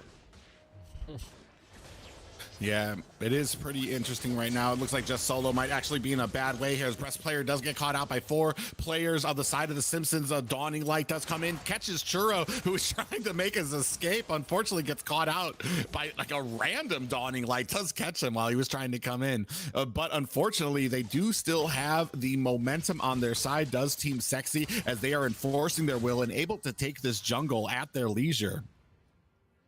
Yes, with the jungle, you got the not them only holding down the opposing team jungle. You got them with the push of all the minions on the lanes, and it looks like you could tell they're getting ready to set up for the Lord within this 30 seconds. And I'm curious to see if they will try to go and engage on the Lord, or if they will back off and wait, because they can easily see, as we got them down by, they can take one of these while also taking the Lord. Yeah, the only thing Simpsons can do is defend. They need items. They need to counter this Natalia. They really do. Yeah, we do see them trying to clear waves before they are entering these bushes right now. But I mean, it's going to be a rough ride, especially as we do see Team Sexy going ahead, starting on this Lord. The rest of the Simpsons are forced to go ahead and try to clear these lanes a bit. We do see Natalia going ahead, trying to provide that vision. But right now, Best Player was able to pick up that Lord, and this means that the side of the Simpsons, these two down here, just forever slapping each other. Like that, literally. Like, not really doing any damage to either of them. Churro is going to go ahead and try to readjust. We do have a Lord that's going to be coming in here any moment with the next wave, and there it is, the Luminous Lord barreling down midway. Unfortunately, unless that Simpsons can go ahead and mount a decent defense here, this might mean that at the very least one of the inhibitors on their side is going to be going down here, especially with the health on that mid inhibitor. We do see a Heart Guard getting ready for Cold World. That mid tower goes down quickly as the rest of these lanes are crashing in. Down at the bottom, Just Solo, Gold, and Nicolette are going to go ahead and try to put the finishing touches on it, as the rest of the Simpsons are going to try to take down this Lord quickly. We do see Karina up at the top. She's going to go ahead and try to take down this last inhibitor. Is going to be enough, though. Are they going to get caught in this funnel right now? Cold World is putting on some damage, but that is all for the inhibitors. Unfortunately, Simpsons just not able to do much here. They're too far behind, and there's just too much pressure with that Churro on that Natalia just around every corner for them. They cannot get out of position. This is wild. You can see even with the items build right now that they're not able to build correctly or build for the team because they're just not having the gold. There is a 10K lead difference in gold. That is a lot for any team, for any advantage, for any, be it support, tank, whatever role. Having a 10K damage, that just is, it's crazy. And now you have one team who is basically fully ready for a team fight, while the other may have one or two characters that have just one or two of their key items, and they need a lot more than that if they're going to try to deal with Team Sexy right now. Yeah, and unfortunately, Angela not having the effect that they really probably would have hoped for. We did see a little bit of hope there as Cold World on that Claude was able to come in with that Heart Guard of Angela and put a decent amount of damage. Oh my god, we did see Churro almost latched onto Panda on that. Ling was almost able to take him around, but unfortunately, Ling was able to finch pose away and get back to safety. Just nowhere is safe. The moment they step 2 inches too far out, there is a Churro on that Natalia waiting to pounce on them. And unfortunately, I mean, the smart play is to sit and try to defend, wait for an opening. But unfortunately, Team Sexy is not providing that opening. Yeah, that's what you want. You want to wait and see, maybe there might be a mistake. But Team Sexy is not making mistakes right now, little to none at this moment. As you can see that they're already getting ready to set up for the next Lord while they're having to defend. They have no choice to either defend or they go try to get the Lord. And at this moment, my only options I can see is for them to defend, honestly. Yeah, that is the safe play. Unfortunately, at this point, I think I would be so frustrated. I'd be like, guys, let's just do it.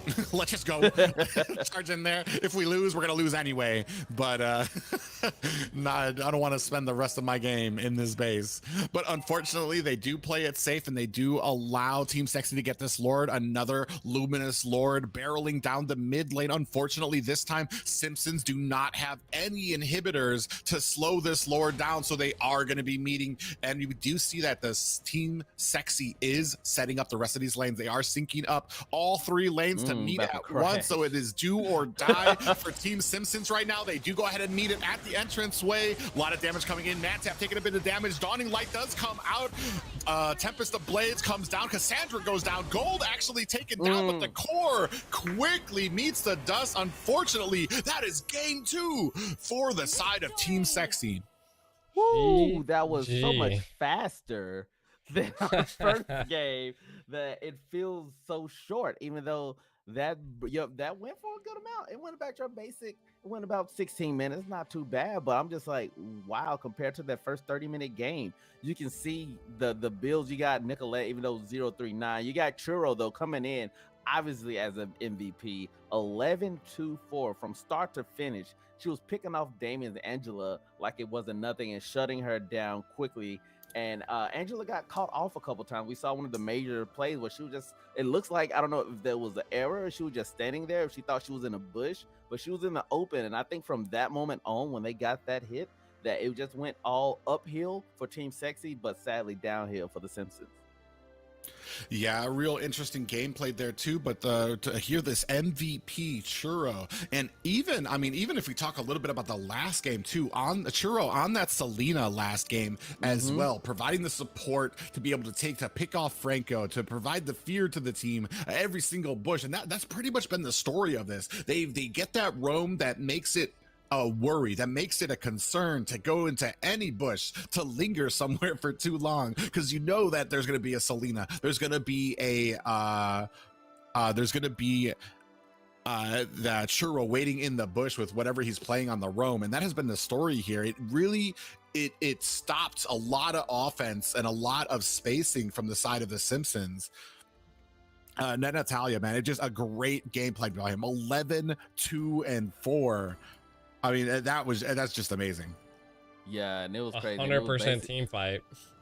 It was involved in every fight. If anything went down, Churro was either starting it or ending it, and it was simply that. It was just that simple. You even had, Just Solo was basically 1v1 with Mantap the whole time, so it felt like those two were out of the game in general. And they didn't have to worry about those two players. And it was just, when you have someone like Churro going back and forth, eating up the whole back line, it was great to see Churro come out and shine today. Yeah, it was great. I mean, can you imagine that on the enemy team? If every single death you see a Natalia there or scampering away, you're like, oh my God, where can we go? They didn't really actually have, I mean, I did want to see maybe a little bit more out of this Angeline combo, but I mean, they never even were able to get to take off from the beginning. I mean, you did see a little bit right from the beginning. Churro was having a little bit of trouble after he would initiate.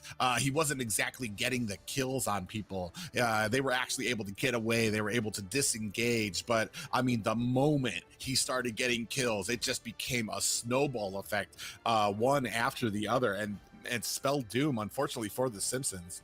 Yeah, it felt like they heard what you were saying when you literally said it, that he was Churro was attacking full health players. And once the combo was done, they were still left with about a quarter of a health. And he had to disengage, get out of it.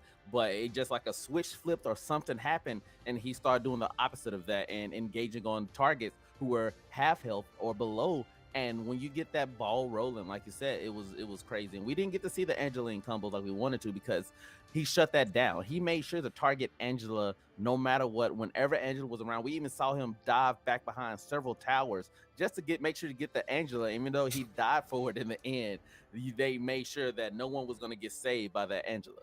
And things like that, it just snowballs into effect. And Churro being able to pick these roaming champions who also have the utility to negate different things, be it that miss that Natalie has to stop and make you cancel everybody's abilities, and before that second slow you down and things like that, or to stun you and to be able to put hot damage on you. Just a lot of versatility in these characters and these champions that Churro was picking, and I believe this was a star shining performance this game.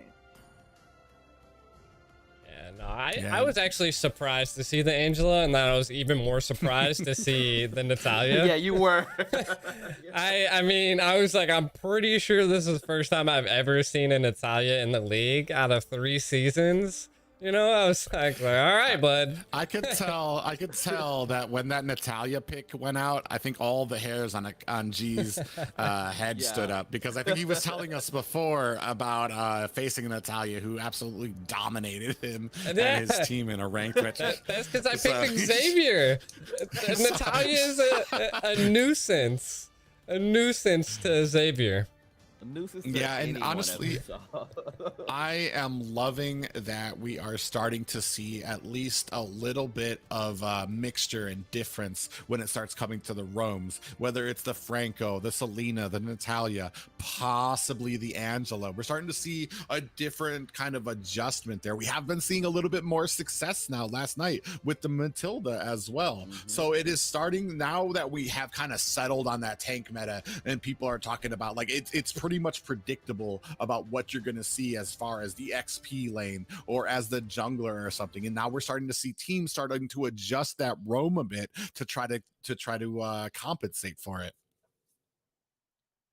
Oh man, what we got going on here? This is just that first game was that the second game, honestly, but this first team fighting has been really good. It's been a great way to start off this day, and I'm excited to see what we have coming up. I want to see if the team Ethereal is going to be able to shine. I want to see if VFM is going to be able to follow that up and be like, hey, if this is what we have to follow up, maybe we can create some great plays, some good moving things, maybe not 30-40 minute bangers, but I want to see some amazing, awesome teamwork throughout everyone from this following these two teams.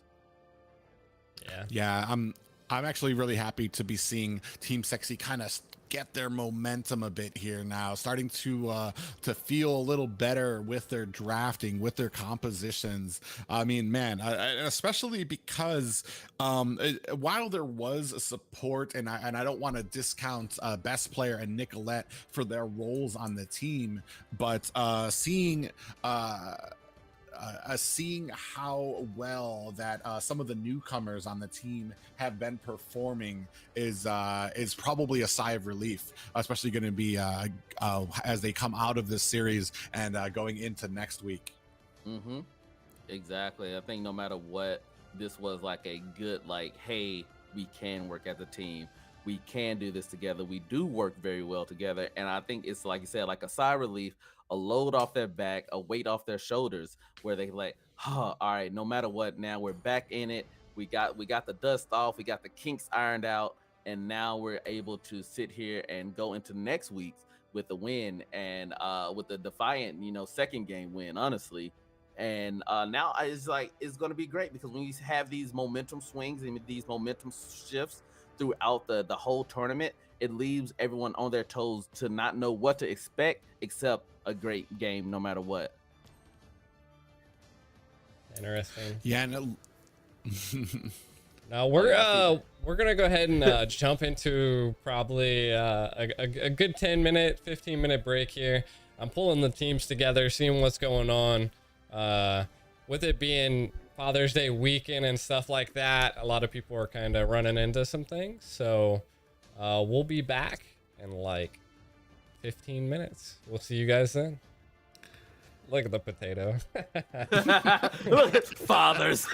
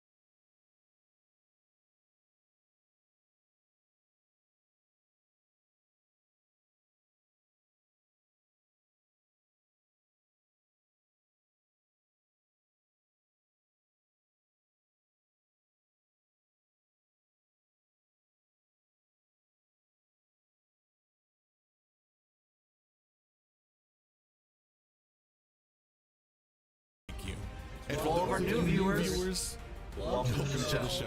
We hope you And I enjoy. hope you enjoy. There it is.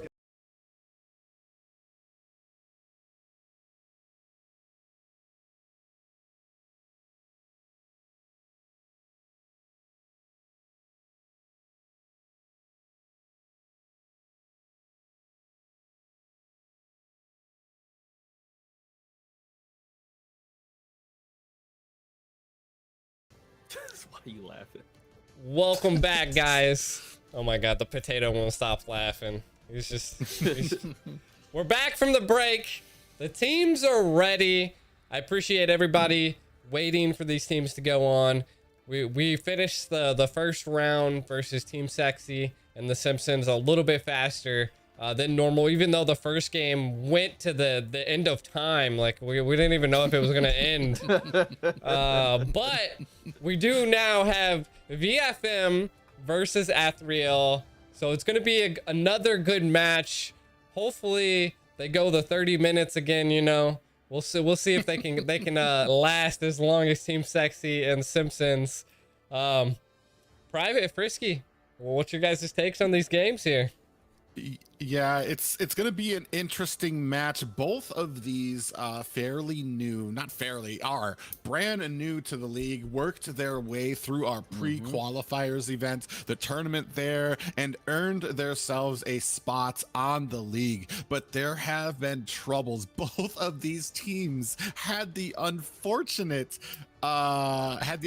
situation of facing the top two teams in NA on their first go around, Area 77, Insomniacs, and unfortunately they found out exactly what it meant to be in the NASL and the level of competition that we do host here. Unfortunately, and so tonight we're going to be seeing both of these. Vec Fantasy Main and Ethereal here are going to see who has learned the most here, who has taken those losses and is able to put it together into something comprehensible for a composition and for team fights and for possibly a victory here tonight. Oh yeah, definitely. You said it the best right there. They came in and went against the top of the top. and as demoralizing as that can be, hopefully they took the learning lessons and not more of the L's per se. Hopefully they learned from both of those and watched the other games and better themselves, and now can apply everything that has happened these past few weeks into this game today, and we can see who can come out on top and see who is going to be a bright shining star from these new two teams. Well, without further ado, let's get into this game. VFM versus Ethereal here. Let's see who can pull in the first dub. We're gonna be going into the drafting. We'll see what goes down here. Yeah, it's going to be interesting. I'm wondering, what are we going to have today? Are we just going to have like the standard normal bans into normal comps, or have one of these teams, or even both of them, have they got maybe something else in store? We do see some teams like Deuce Knights do like to pull out the odd picks, the odd compositions. Not sure how well, but that usually comes with a little bit more comfort. And I'm wondering right now if either of these teams are comfortable enough to maybe pull out something odd, something weird. Like, let's get weird with it here tonight. It's our last match Sunday night. Ethereal taking on VFM. Waiting to see where these bands are going to go here. Oh yeah, we're waiting to the last second as well if we will even get a ban. Wow. And unfortunately, no ban by Ethereal. Might have a problem with the lobby. We're going to check on that. Otherwise, a very interesting ploy by Ethereal.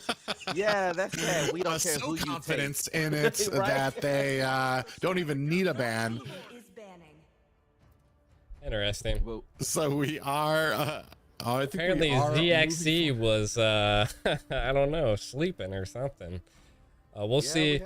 I'm contacting the team, seeing what's possibly going down. They're still continuing the draft, so we'll see what goes down. We do see your typical bans are starting to fall into place though, with Franco, Julian, all coming in, as you have been now to notice now to see that these are the bans that are going to happen no matter what. But again, I'm kind of curious of what happened with that first ban not being banned. Yeah, it's pretty interesting. We might have a reset here, but I guess right now we're just going to go ahead and work with these normal bans. We do see an Esmeralda band out there. Kind of an interesting ban on that Esmeralda, just because I do feel like she's kind of like a basic ban. I mean, there's not really much. She does have her own counters, so taking her out of the pool doesn't really work too well. Possibly maybe an issue with ZXC. We do see him kind of lingering long here. He did miss that first ban as well. Don't even need to pick a hero. He's going to go ahead and let the randomizer pick it for him. That's how confident. Nope. We're going to go ahead and grab up Akai. He did go ahead and switch up that Akai. So unfortunately, with the bans going out the way they did, it did leave Akai open. We're going to see if VFM does have a counter with this, because honestly, I want to say Akai is probably one of my top bans, even before Franco here. So hopefully there is a plan. We do see that Dyroth getting picked up. Probably one of the more the other counters that you could see for him here being that Thamus, or possibly even the Uranus if played correctly. And Jules Cutie picking up that that Fanny. I'm assuming they're going to go ahead and change that into a jungle Fanny. But I mean, last season we're going into a restart. Okay, we are going into a restart, guys. Going back to our caster desk here. Any of these picks were questionable. The moment you see a Layla, you know that there is a fire somewhere. Who was like, wait, what is happening? You better fire that teammate. This is a sabotage. Like somebody. Savages. All right. Well, we did have one of the players on Ethereal was lagging. So we're gonna see what was going on down there. Hopefully, maybe with a quick restart of their phone, whatever they're using to possibly play this game, that they'll be able to pull this back around. Technical problems unfortunately happen. I'm guessing they're probably not gonna get a Kai next time. They might not even get Dyroth next time. So just kind of not even think about any of that draft. Even if there was a mistake, the moment my team would have gotten a Kai, I would have been like, guys, it's fine. It's fine. Right. Let's We're good. forward. Keep it going. Keep it going. Just make sure ZXG is last to pick. We good. Like we good. Unfortunately, yeah, we are going to go ahead and restart this. But like we've been saying before, especially with some of these comps, we've been seeing, especially each week, we've been seeing things kind of change and develop.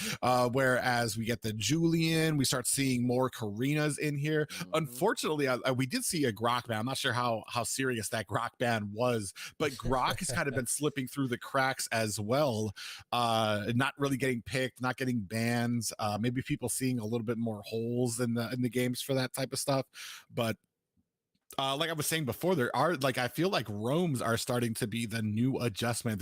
They're basically helping. They're the biggest part right now of whether a team is able to force and enforce these tanky compositions or not. I guess they got a ping check intentionally. Yeah, right. They think they slick. That's what this is.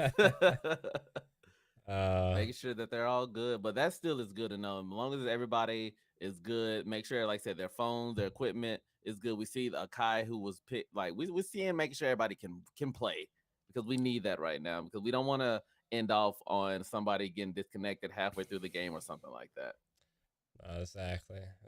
And it could just be, I think maybe one of them might be even disconnected in the actual lobby here. We'll see. But I still think with both teams being fairly new to the league, they did still have to go through qualifiers.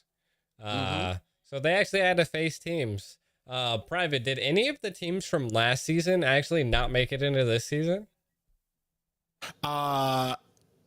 Not that it wasn't their choice. I think Okay. the one of the only I think Aether Explicit as well as the Kingdom, they were part of the league last time, but decided just because of the time constraints. It is a long journey with this league to kind of a time commitment, and kind of decided that it'd probably be best for them to focus on other things. But like there were some that actually had to make it through. They were here last time, and who was that? The Simpsons had to come on through, as well as I just want to see here, make sure I'm not missing anybody. I remember the Kingdom, and I remember Yeah, that like name definitely AE. sounds familiar. Yeah, yeah. AE was in this this current draft, so The Simpsons is the only one that comes to mind as the one that had it to re-up, and we're not just talking about like a few teams like this, like that blew up how many teams wanted to compete. It was like over 30. I think we were accounting for like maybe a like a 16 from a region that would want to compete, and it blew up to like 30 teams wanting to compete. And that's where like the Simpsons that's where the Simpsons, Vec Fantasy Main, Team First Blood, and Ethereal had to kind of work their way through all of those teams to get themselves a spot here. So I mean, yeah, like I said, like it wasn't just an easy peasy kind of walk in the park to kind of try to get here. But even though you're here now, it's basically the difference of level and skill level here is, I mean, people don't realize. They see ranks and they see like the climbs that you get for going through different ranks there, but like the level from even like a mythical glory to like this league is immense. The jump that you have to go through, and then from the jumps from there to the tippity top of this the squad league, it's even a bigger jump there, where there's very little mistakes made. The draft is on point. They have not just a draft, they have backups for if something gets banned out, if the enemy picks this up, they know who we're going to pick out here. They have a plan in there, and that's kind of what we're trying to kind of like give these the type of tools we're trying to give these teams in kind of allowing these types of matches coming out to see what it's like to face something like that. And to see what kind of holes or things that you have in your armor that you could try to start patching up with your team. Oh yeah, well, like this. These teams have reset it. It looks like everybody's not lagging anymore. Let's get into the draft here. Let's see what they pick and ban this time around. We did have it swapped up last game, so it was kind of actually good that we did a restart. We're now looking at VFM actually getting first pick, first ban, so we will see what goes down here. Yeah, we do see that Franco ban coming out immediately, followed closely behind by this Julian. Sometimes they just, what you gotta do is go with what you know, and like that's like the new. This is the new ban. This is the new normal now, per se. Seeing these bans.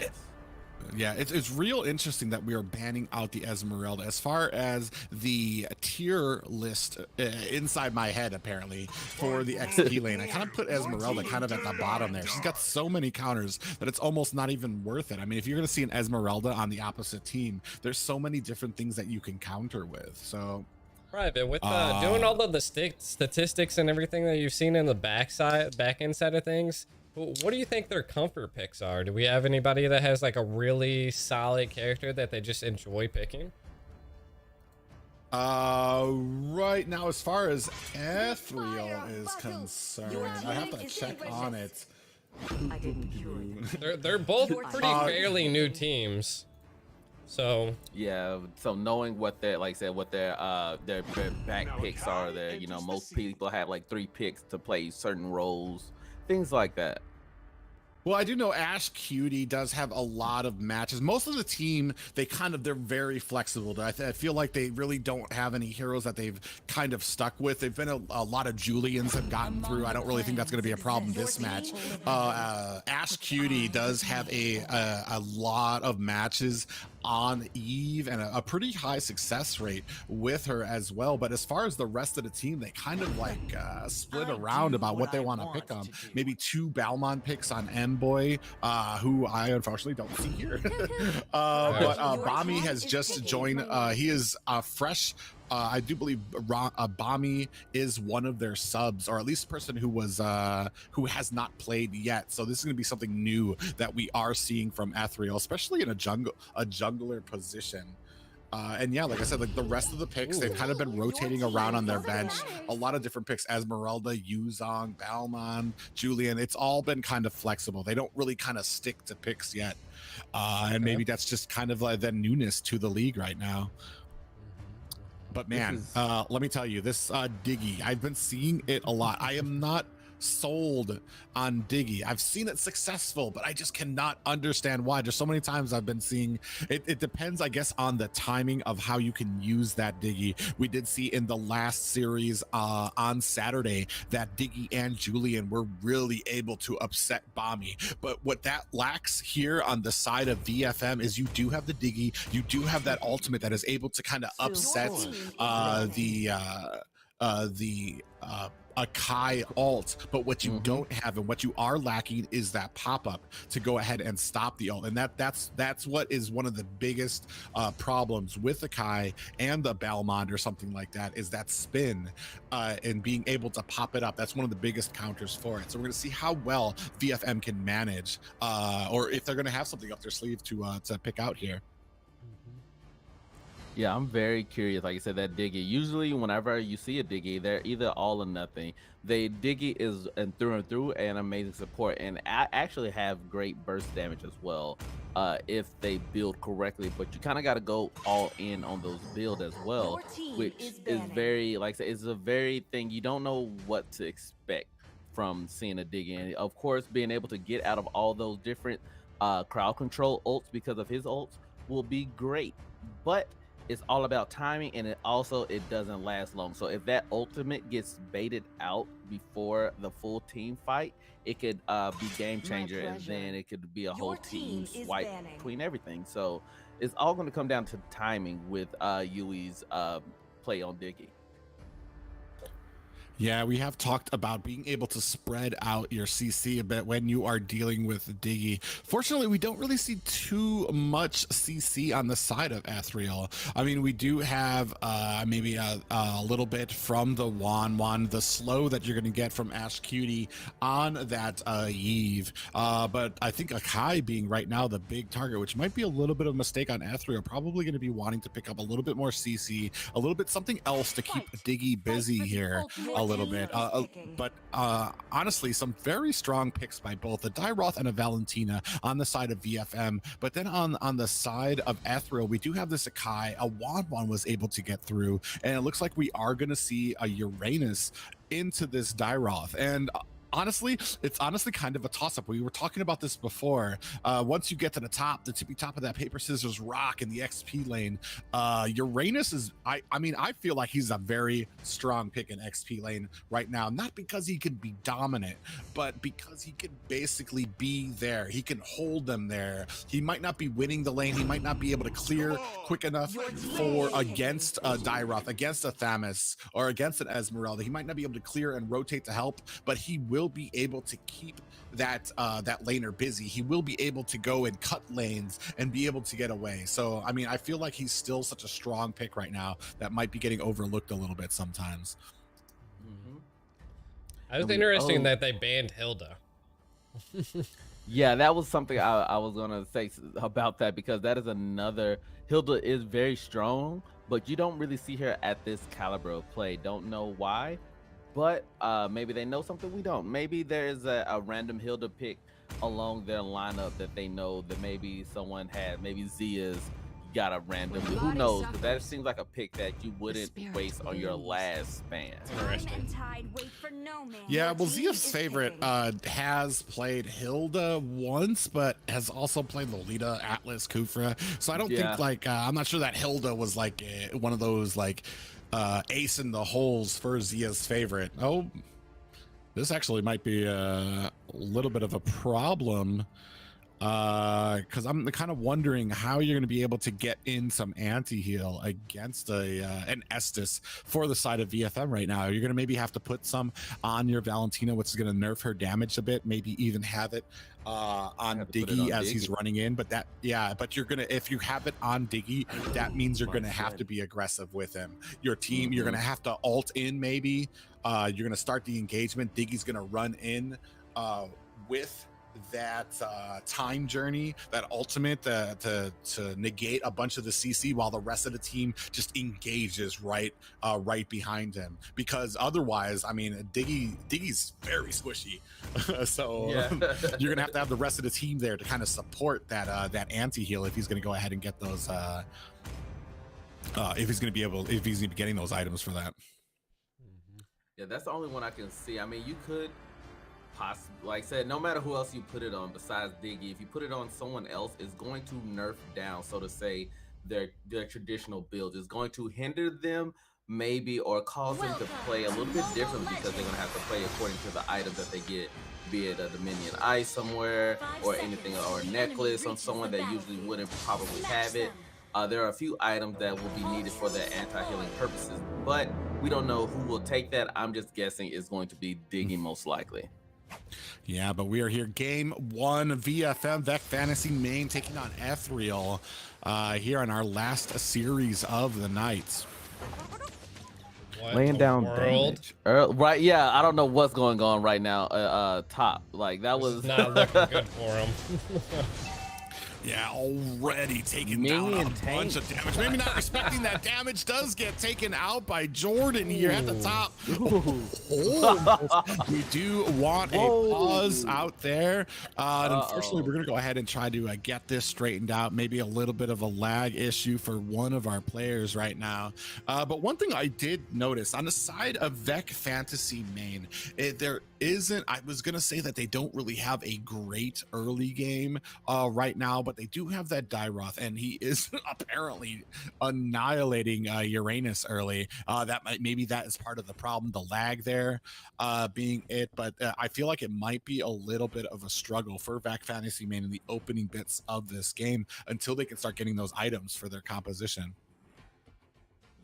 Wonder if, because it looked like I don't know what was going on top, but right there maybe something had happened with actual that engagement. You saw it was just people were kind of out of place a little bit too much, so I'm thinking it could possibly be a lag on their side, which if that's the case is going in and out, because during their test everything was fine, everyone was moving fine, and we didn't see none of this that happened. So keeping fingers crossed that it's possibly something else that caused this mishap, but it wouldn't be the first time where we saw someone get dominated in an early game and then they come back to take the lead and and win.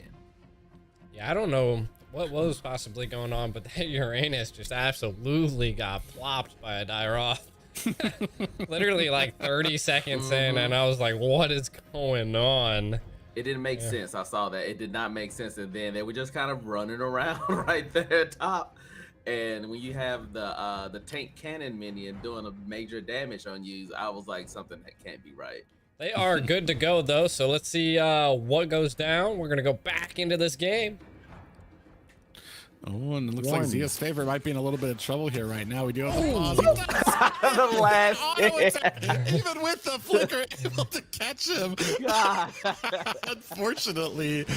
Oh, man. 0608 is going to go ahead and clear through mid. And, man, both these teams taking some heavy damage early game. Jules Cutie having a heck of a time trying to deal with this Wan at the bottom via Seds.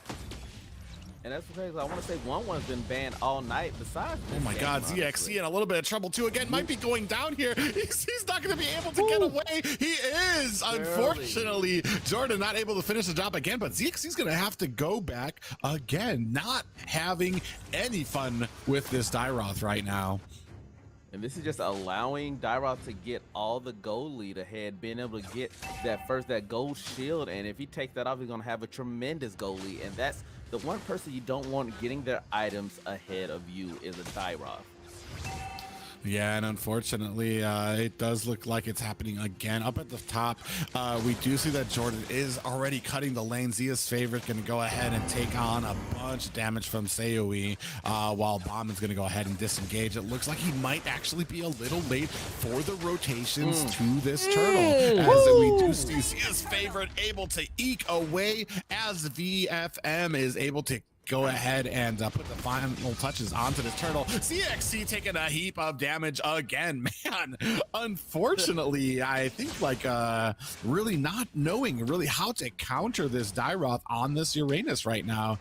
And unfortunately, we're not seeing too much pressure up at top to really help Uranus. And man, that shield, you're just gonna have to get away there. And thankfully, Dyroth not really like I want to say like starving him out of farm yet. We do see a little bit of an engagement here. 0608 here on the Bombi, who does use the Hurricane Dance to try to get him away. We do see a real world manipulation come down here, but not able to do too much as Bombi actually might be in trouble. He's going to be taken down by 0608 on that Benedetta, unfortunately. And then up at the top, we see Dyroth clamoring onto Uranus, and ZXC might be in trouble. Here's taking a heap ton of damage. Is Jordan going to go ahead and dive on it? Put some damage on his ZXC is going to go ahead and have to ult to get that health back, but I'm not sure this is where he wants to be. Jordan dives again. Jules Cutie able to put the finishing touches on the bottom to this is looking to rough. Via says. Yeah, it is real rough right now. VFM is putting the boots to Ethereal right now. Unfortunately, they're just not having a good time in these lanes, and Ethereal cannot. Oh my God, already 3 minutes in and the tower is down. Unfortunately, ZXC having a heck of a time trying to deal with Jordan, but doesn't really have any support. Oh, and he's taken down again. We do see a Hurricane Dance onto Jordan, is able to take him down, their first kill of the game. Hopefully they can kind of keep that momentum. Ash Cutie is gonna go ahead and do that real world manipulation onto 0608, but Zia's favorite might be in the line of fire, not wanting to be there. He's gonna have to disengage, and unfortunately, these lanes outputs are just not working in the favor of Ethereal, and they're not able to provide the support that they need. I mean, it's 4 minutes in and a 4K gold lead almost, so yeah, this is looking rough for Ethereal. What they're gonna have to do to turn this around is just stop being so aggressive, stop feeding that Dyroth, you know, kind of focus on objectives. Objective lane switches. Yeah, unfortunately, we do see a Hurricane Dance come in here, but 0608 is still able to go ahead and get onto that. But Bombi goes down, unfortunately. Ash Cutie, woohoo! Look at, yeah, okay, okay. She did think twice about that that teleport there for a second there, and we do have.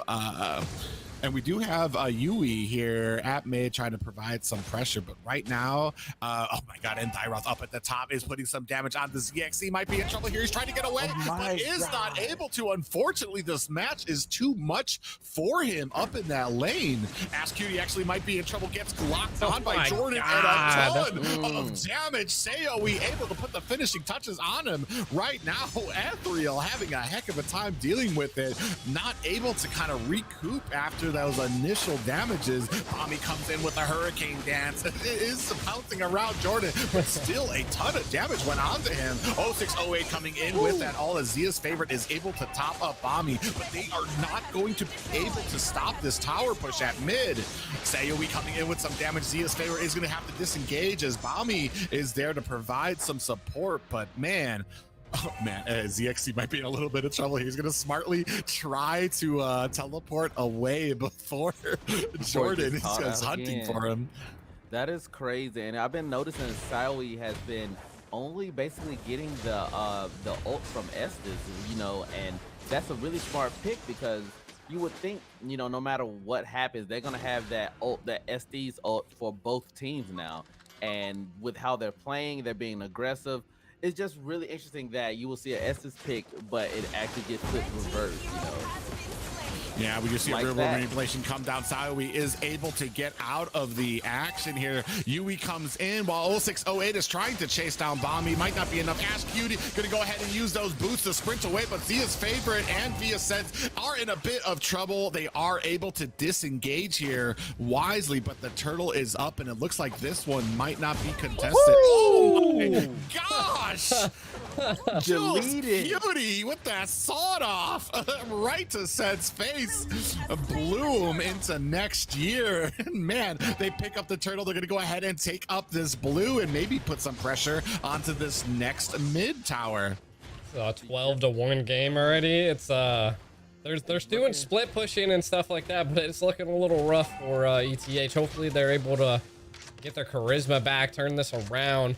I think once it hits a little bit into the mid game, if they can make it, the Estus to start picking up and then the healing to start going. So we'll see what goes down, because I don't think they have not picked up any anti-heal on VFM. So they might be running into some trouble. Yeah, possibly, but man, when you're this, oh my God, this far, see actually in a little bit of trouble. Yep. Does get caught and shotgunned down by Jules Cutie up at the top. We do see that Jordan is trying to take it ahead to Bombi. Does get pinned against the wall. A lot of damage coming in from Seds and Zia's favorite. Are they going to be able to take him down? They are locked on. They have a lot of damage going out, but they are able to take him down. 0608 does come in and is able to disengage, but down at the bottom, we did see that Ash Cutie went down to Jules Cutie as well. That was crazy that he was able to stay up that long against 3 opponents. That Dyroth. Yeah, that Wrath of the Abyss right by Dyroth, able to recover so much health. And with 3 enemies, unfortunately, lined up like that, we do see Yui going ahead and disengage here. Sayowi is able to provide a little bit of support. Oh, man, ZXC thankfully thinking twice about going into that bush when Jules Cutie was waiting with that shotgun. Ami is going to come in here, does use the Hurricane hit. So we do have a Beyblade match off here. Unfortunately, neither side actually winning here, but we do see a lot of pressure coming onto the mid lane here at the moment, and this blue buff unfortunately is going to be going over to the side of VFM. Oh, this is going intense, but it's kind of slowing down as I say that. Seds actually might be in trouble here. Zia's Fave is trying to do his best to top him off. Another tower on the side of Ethereal goes down at the top, and unfortunately, there is nothing that Ethereal can do right now to kind of stave off this animosity coming from VFM. And they can't do nothing. They have to just play defensive and slow the game down. That's what they need to do right now, to try to get a grasp on something, because they honestly don't have any of their core items yet at all. While the other team, while you'll see that Sayowi, see the whole team, they're all getting to their core and late game items. You already see the Dominion Ice on Dyroth. You already see these builds going in fully in depth, while on the other hand, everyone is still just at their either beginning phases of the items, or they only have one of their core items. And that's just not what you want to see 10 minutes in, but you can't do much when you only have 2 kills on your side. I mean, a 10k gold lead is a 4 to 5k gold lead's rough. 10k, the choke's happening, boys. Yeah, they need a prayer and a miracle right now. Yeah, you ever see those highlight reels that get posted? This is where they're usually at. It's a 10k gold lead, and they're absolutely dominating. Unfortunately, there's not really much that Ethereal can do to kind of stave this off. He does use a Hurricane Dance, but wisely Yui is able to go ahead and use that that time journey to go ahead and get them out of it. But man, they are making mincemeat of these towers quite quickly. We do see Cutie waiting for a pop in here, but man, so much damage. Sia's favorite does go down, followed closely behind by Jordan.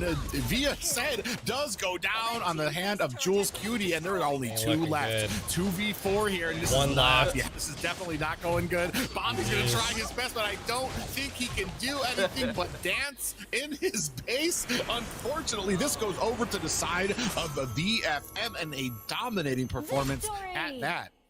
Wow. That was a, as you said, a dominant performance from the start, with ZXC sadly going 0-7-2.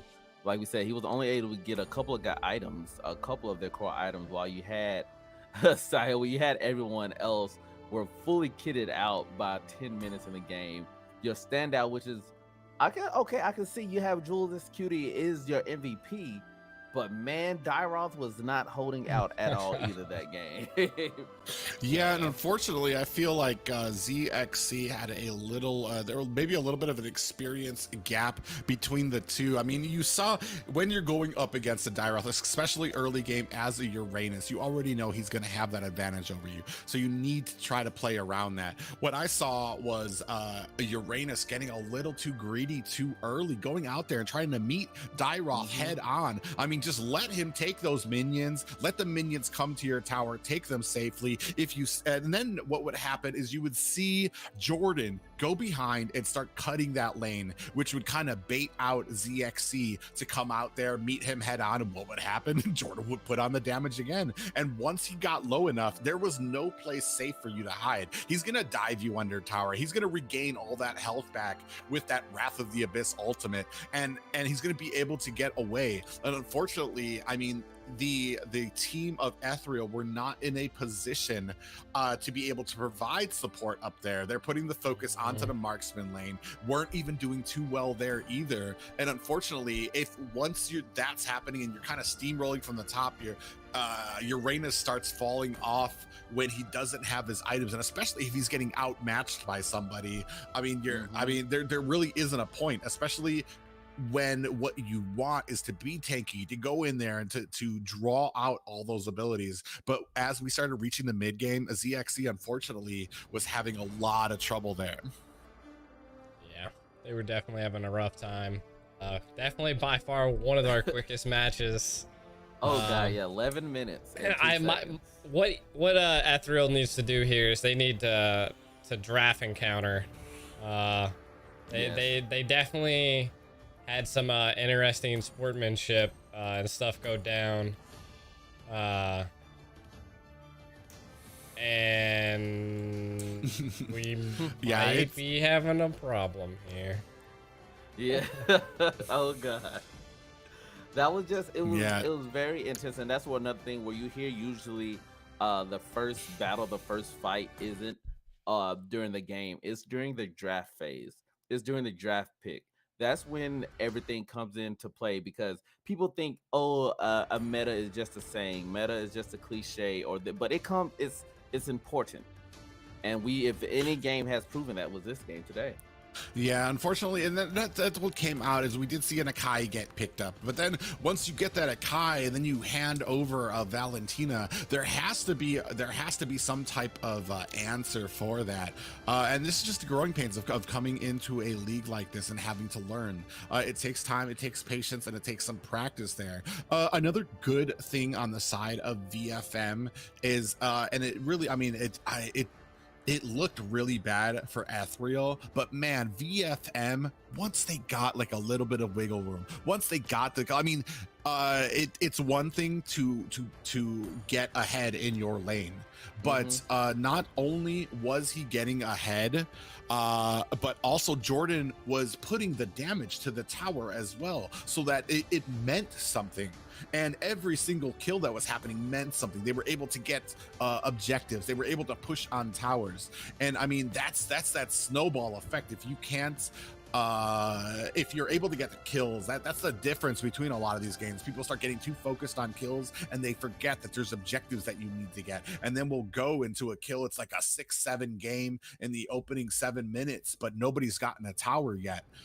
Nobody's ever even been able to capitalize on it, but that's not what we saw here from VFM. They were able to very smartly to enforce their will, be able to push in some of those lanes and get the towers, get the objectives from it as well. So it's just something that you have to learn too, but especially with some of those picks too. I mean, Akai is not all it's cracked up to be if you're going up against a Diggy who's going to be able to use that time journey to get out of that hurricane dance, or especially having a Valentina on the other team who scales so fast and so hard. That Valentina is something scary, not only with her scaling ability, it's the fact that her ultimate is such a it's almost a double-edged sword, because if whatever your team has, she can take your strongest move or your strongest weaponry upon your team basically, and have that for their team. Like we saw that that Valentina locked on the Estes a lot for his ultimate, that burst healing. And we saw that, and they came in clutch, even though they did win strongly. But there was a couple of times where they would have gotten killed, but she had that ultimate. And the same thing we saw with the Beyblade battle. They were able to negate each other and things like that. And that's what happened when you leave those characters off the board. If you don't ban those characters and they're really good, then bada bing, bada boom, it sucks, you know. Yeah, unfortunately, it does happen. There are, I mean, there are winners and losers for all of these things, and unfortunately, I mean, it takes a time and it takes effort. A lot of people come into this league and they find out the amount of work that has to go into it. Not just playing, not just being skilled, but knowing counters, knowing the meta, and even when you know all of that, there's so much strategy involved to the draft and getting what you want and being able to like to adjust around people banning the picks that you want or picking up the picks that you want. It's a big learning experience when you come up into the league here. For both of these teams too, for VFM and Ethereal, as they both have come in tonight taking on some heavy losses, but it matters on who can continue on with those after the matches, after the smoke has cleared, and be able to like watch those matches over again and be like, all right guys, this bring it in close. This is where we messed up. This is what we need to do better. And I think it's those points is what really makes the teams good. Yeah, this is going to be definitely a we're going to see what they are truly made of after this moment, because that was just such a dominating performance after everything was said and done. And hopefully they can learn from this pick, and hopefully they can learn to slow it down and not to always be as aggressive or overbearing or things like that, and just hopefully we can come out and have a more competitive game come out this match. All right, so sadly enough, Ethereal did disqualify, but we do have just a little bit of a showcase. The tournament's technically over now, but VFM and ETH possibly want to go for it, but I don't think so. Well, we'll see. Yeah. We'll see what goes down. They invited like some of their secondaries, but yeah, ETH they kind of got upset. I don't know what happened, to be honest. And things went south here. We can sub private in. I don't think they're ready for that pain Tato that to pain. Be taking up. And Ethereal does have some teammates that they invited, so they want to get one last match in. It's definitely not going to be on the record, but it'd be something you guys can watch and see for the last match, and we'll see how things go here. This is definitely by far interesting. Yeah, I think this is a first for the league. We do have it. Unfortunately, that's part of the league and the skill level up here. But one of those tools that you need to have is the ability. I mean, somebody has to lose. We were talking about this earlier. Somebody has to lose, and somebody has to be learning here. Nobody got to where they are being victorious in every single thing that they do. But what matters is being able to take those losses, being able to take those knocks, and being able to examine them. Even if you have to take a moment to take a breath and be like, "Ooh, calm down." I'm gonna tell you right now, when I've played before, I've gotten heated. I've gotten pretty mad, and there's been times where I've had to like take a deep breath and be like, all right, we're gonna go ahead and take a break from this right now, and then we're gonna examine it just a little later, because man, when you're seeing red, it can be hard to play. But yeah, it comes to a point where you have to understand that it's not going to be easy, and maybe there's a point where you realize exactly what that means, exactly what type of work you're going to need to put in. and it does come as a shock to some teams, especially. I mean, people see the ease. You hear all those rumors.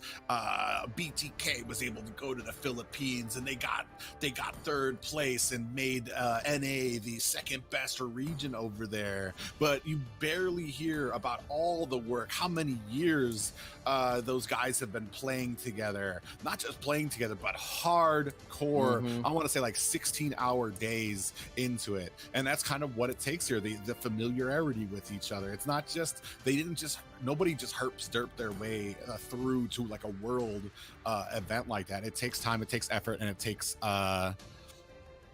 it just takes intensity and know-how. So it's yeah, you just can't get to this by wish on a prayer. And having the mental capacity is just as strong as having the in-game ability.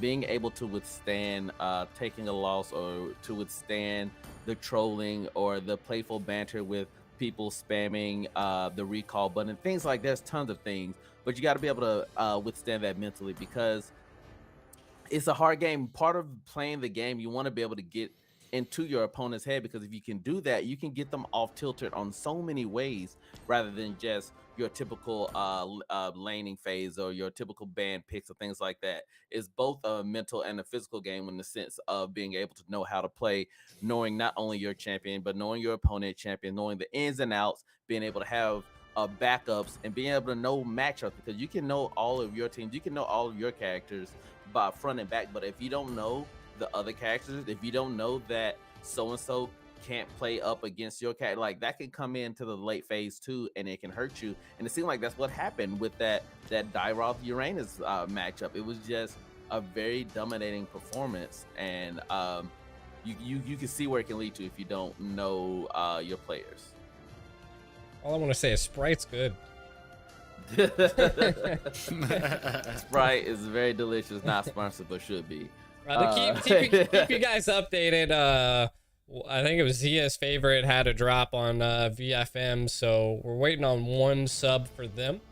They don't want any randoms on their team. They're going full force. But Ethereal, Bombi stayed. I think we see a couple people from their actual like subs, but I think they got one or two randoms.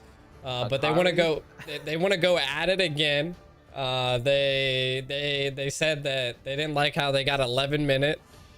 I mean, I'm not sure if this is all Ethereal, but Ethereal, just to keep you updated, people that are now tuning in, Ethereal did DQ.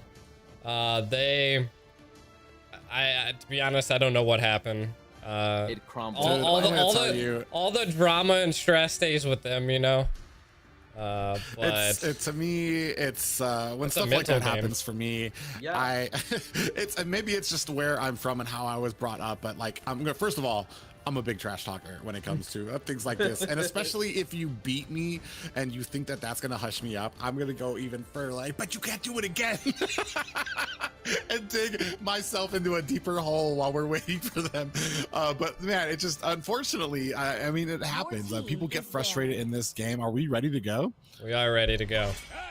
Oh, we're gonna go ahead and jump right into it, guys. Unfortunately, like we said, Ethereal was DQ'd, but thankfully some of their members, along with Vec Fantasy Main, are gonna go ahead and give us a little bit of an exhibition match here right now for you guys, so we can end this stream on a high note. And we are going to go ahead. We're just going to go ahead. I'm going to go ahead and call them Ethereal side, or should I just call them Red side? I just go with Ethereal because I still kept their name as Ethereal. There's still quite a few of them that are Ethereal, but I don't know what happened with the fall off of the other people, if they were lagging. With Father's Days coming up, you know, you never know if people are on data or what they're doing nowadays. So your team is banning. Kids screaming in the background, pulling their hair while they're trying to play. But yeah, we do see the typical bans here. The Valentina thankfully getting taken out here along with that Julian. And then we have Franco as well as Xavier on the side of VFM being taken out here. Your team is banning. Ball mine, good bands. They didn't let the Valentina slip through this time. We Oh, have definitely seen. not. I definitely. Yeah, you did not. Like, especially with Ats. Like, she had Ats say Yves in 1-1. Like, the Valentina was just, she was munching, man. She was absolutely feasting.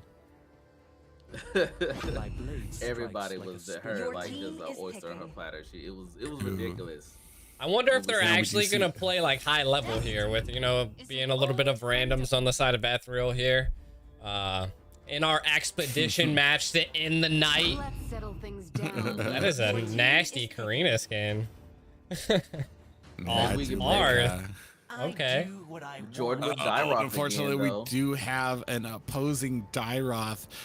Clay Moments is going to have his work cut out for him. Hopefully, understanding. I mean, there's one thing to understand that you're in a counter, but then you have to play it. You have to make sure that you are being passive. You're letting your team know, like, bro, guys, I'm going to be under my tower for a bit, so don't expect any help from me for a while here. And Jordan isn't a slouch on a Dyroth. You're not going to be, I don't care how good your Esmeralda is, from what we saw, like, you do not want to take that chance. I mean, wait for your backup, try to, like, surround him a bit, but we're going to see how well this plays out. But actually, a good pick on the side. Oh, or not. Oh, whoa. As the compliment was finding its path out there. Time and tide with your team is banning. Beatrix not a bad pick. I was going to say Farja may be a better pick just because if you're going to need support on your side lanes, Farja is the person you're going to want to go with, because with that wings by wings, she's going to be able to make her way from mid lane to the XP lane to the gold lane very quickly to provide some type of support. And that is what you're probably going to be looking at needing here with a Dyroth going into an Esmeralda matchup here. Yes. See, we got to our second band. We see a Your Sicilian team band, is banning. which is interesting as well. You don't usually see a lot of Sicilian players, but I can definitely understand it because he can be a problem no matter what once Sicilian gets rolling, and his crowd control abilities are very, very annoying. Yeah, and we do see the marksman pickups here quite interesting. An Atlas ban on the side of Your team is on the red team side. Yeah, right. Yeah, pretty interesting. I was gonna say Ethereal, but yeah, I think we're yeah, kinda but it's mixing like here. the. Call them the but when we do go randos. ahead- team is picking. Randos, nah. I mean, thank you to these guys actually for being here at the moment to be able to provide at least an exhibition match here right now. So a big appreciation to these guys for stepping up as well, and as well for VFM for staying with it as well. We do see that carry pickup too. It's going to be interesting too, because as we start moving into the mid-late game, she's going to be shredding. And I think Esmeralda is going to have a Your bad team time is here. picking. Ooh, a Matilda. Private's happy. Yeah, very. Yeah, Where's my touch? I mean, I did see a very successful Matilda yesterday, and we do see a Natalia pickup for the side of Ethereal, and I'm actually really interested to see how well he can play this. Natalia Akari can play this Natalia into it. We have seen we just saw a little bit of success on the last series, and like I've been saying, I've been seeing it, especially in the pro scene right now. Overseas, we've been seeing this. Natalia has been dumping on people, and might be what they need to be able to kind of help and maybe pick off the Dyroth, make him afraid of trying to engage this Esmeralda too confidently. Yeah. All right, look, we're gonna get ready to get it started with this lineup with the ethereal crew that they have going on. I'm curious to see how they utilize this Karina and Natalia combo, because we know that they could be nasty together no matter what. And all in all, Beatrix with her shotgun random through a jungle or out of the bush is very deadly early game, as we saw already. So I wonder how they can come out with this, and if they can put on a good match for this last exhibition for you guys.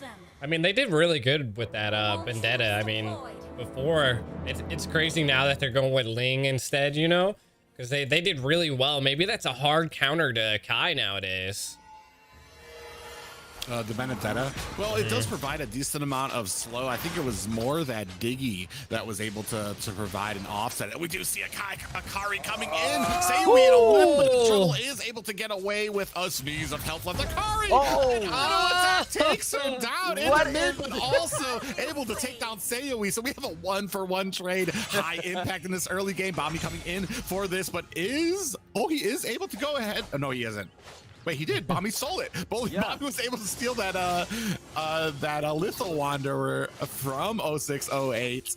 And we're continuing here as right now we're seeing Clay is actually cutting lane and going to go ahead and put some frustration and some offense onto 0608, but it's going to have to disengage. But Dyroth is able to catch up as Morelda might be in trouble, puts the smoke on at the bottom and is able to get away up here at the top.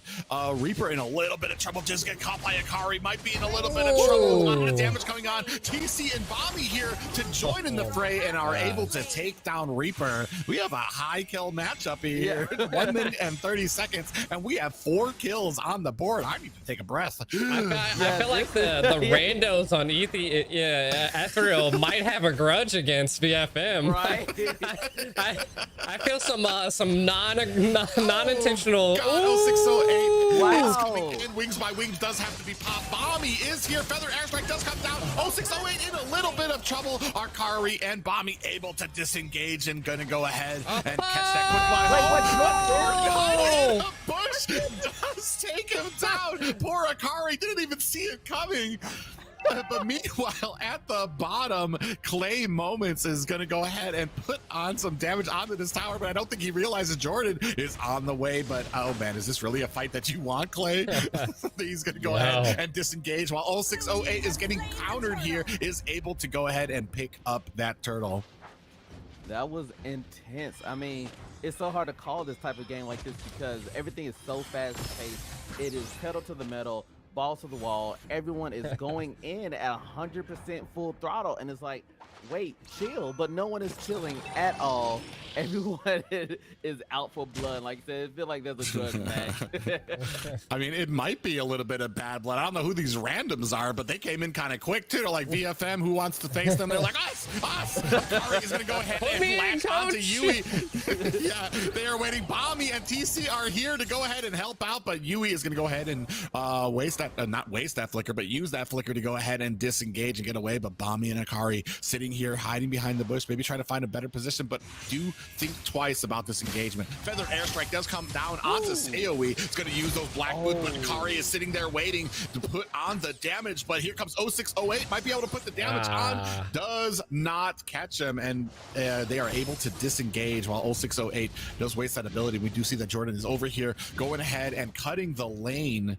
Both of these XP laners just absolutely no respect for each other. None whatsoever, and then you can see it with the ult in already. Yeah, Clay coming in with that ult. Jordan actually might be in trouble still on the tower, doesn't care that he's being attacked on there. 0608 is going to come on. Akari is in trouble, does get taken down by Yui, and Clay Moments is in a little bit of trouble as Bombi comes in to help with the disengage. Sayoi throwing down some slows, but not able to do much as the rest of the team is going to go ahead and disengage. Oh, TC sneaking up behind, does miss the abilities, but doesn't have a way to escape. Promise putting on some damage, taking off that gold plating of that top tower, and apparently Promise is gonna go ahead and disengage. Is he gonna be able to land? It does miss. That sniper shot goes just wide. Yeah, This is something special, not only for you guys but for us this match, because we had no idea this was going to happen, and we are in for a treat. Yeah, Akari getting chased down, does get caught out, is getting burst out, and unfortunately Yui latches on the TC, but right in the center of the tower. Went for a whole ride. Collect all of his swords, but with all of that gets taken out by Promise from the rear. And we do see that carry Reaper is hiding in that bush, waiting to catch him, but not able to, as he takes the smart way around his tower. Down at the bottom, we do see Clay Moments trying to come on here. Oh, did Jordan a lot of damage there. Is able to take down Clay Moments.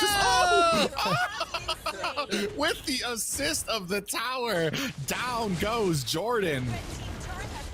But they was able to get the tower with that push. Jordan is just having the time of his life right now. He's playing into it, and he's just showing you Dyroth, no matter what, is a dangerous pick. We do see a feathered airstrike come down here, and Lilia, it pays the price. Yui's gonna go ahead and do her best to try to get away as Bombi disengages with that ult. Akari and TC here looking to put some type of damage onto this mid lane right now. Clay Moments is gonna go ahead and take out this Lethal Wanderer, and unfortunately, looks like things have kind of just slowed down a bit as both teams are starting to kind of try to find their way through this game as we're moving into the 6th minute. Yeah, it's the first time that we've actually had a breather, so to speak, where everyone is just relaxing. As I say that, looks like there's an engagement going on top. Everyone kind of getting ready maybe for that turtle, but they're going to get mid right now. Oh. He almost got off that ult. Yeah, if he would have gotten that all, if he would have at least gotten a little bit more health back. We do see the Black Boots activated by Sayoe. Akari actually might be in a little bit of trouble here. 0608 is not letting up. Is going to go ahead and take that kill on him, and still has that Finch pose up. Is going to go ahead and use it to go ahead and latch on to Promise. Promise actually might be in a little bit of trouble. Rolled at the wrong time and put himself out of position. Bombi comes in though. Is going to put on the damage. Is latching onto Yui. We do see that Tempest of Blades does come down. Bombi actually might be in trouble. Does turn around. Oh, got baited in. Unfortunately, poor Bombi. He's trying to run his way away.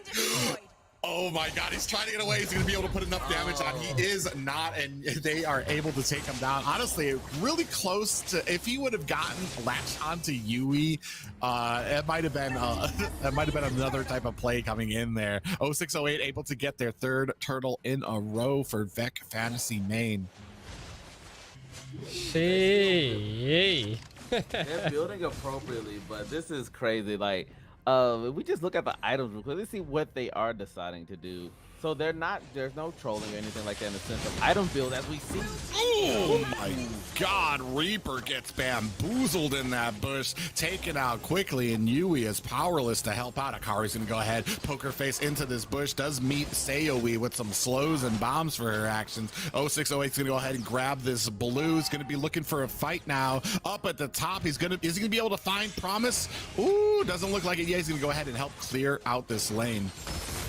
Oh my God, Feather Airstrike does come down with an ult, and it looks like Akari might be in a little bit of trouble, does get taken down. Promise and TC here trying to give chase as a Wings by Wings comes out from TC. He's gonna go ahead and move himself down to the mid lane, and unfortunately Akari pays the price for that engagement.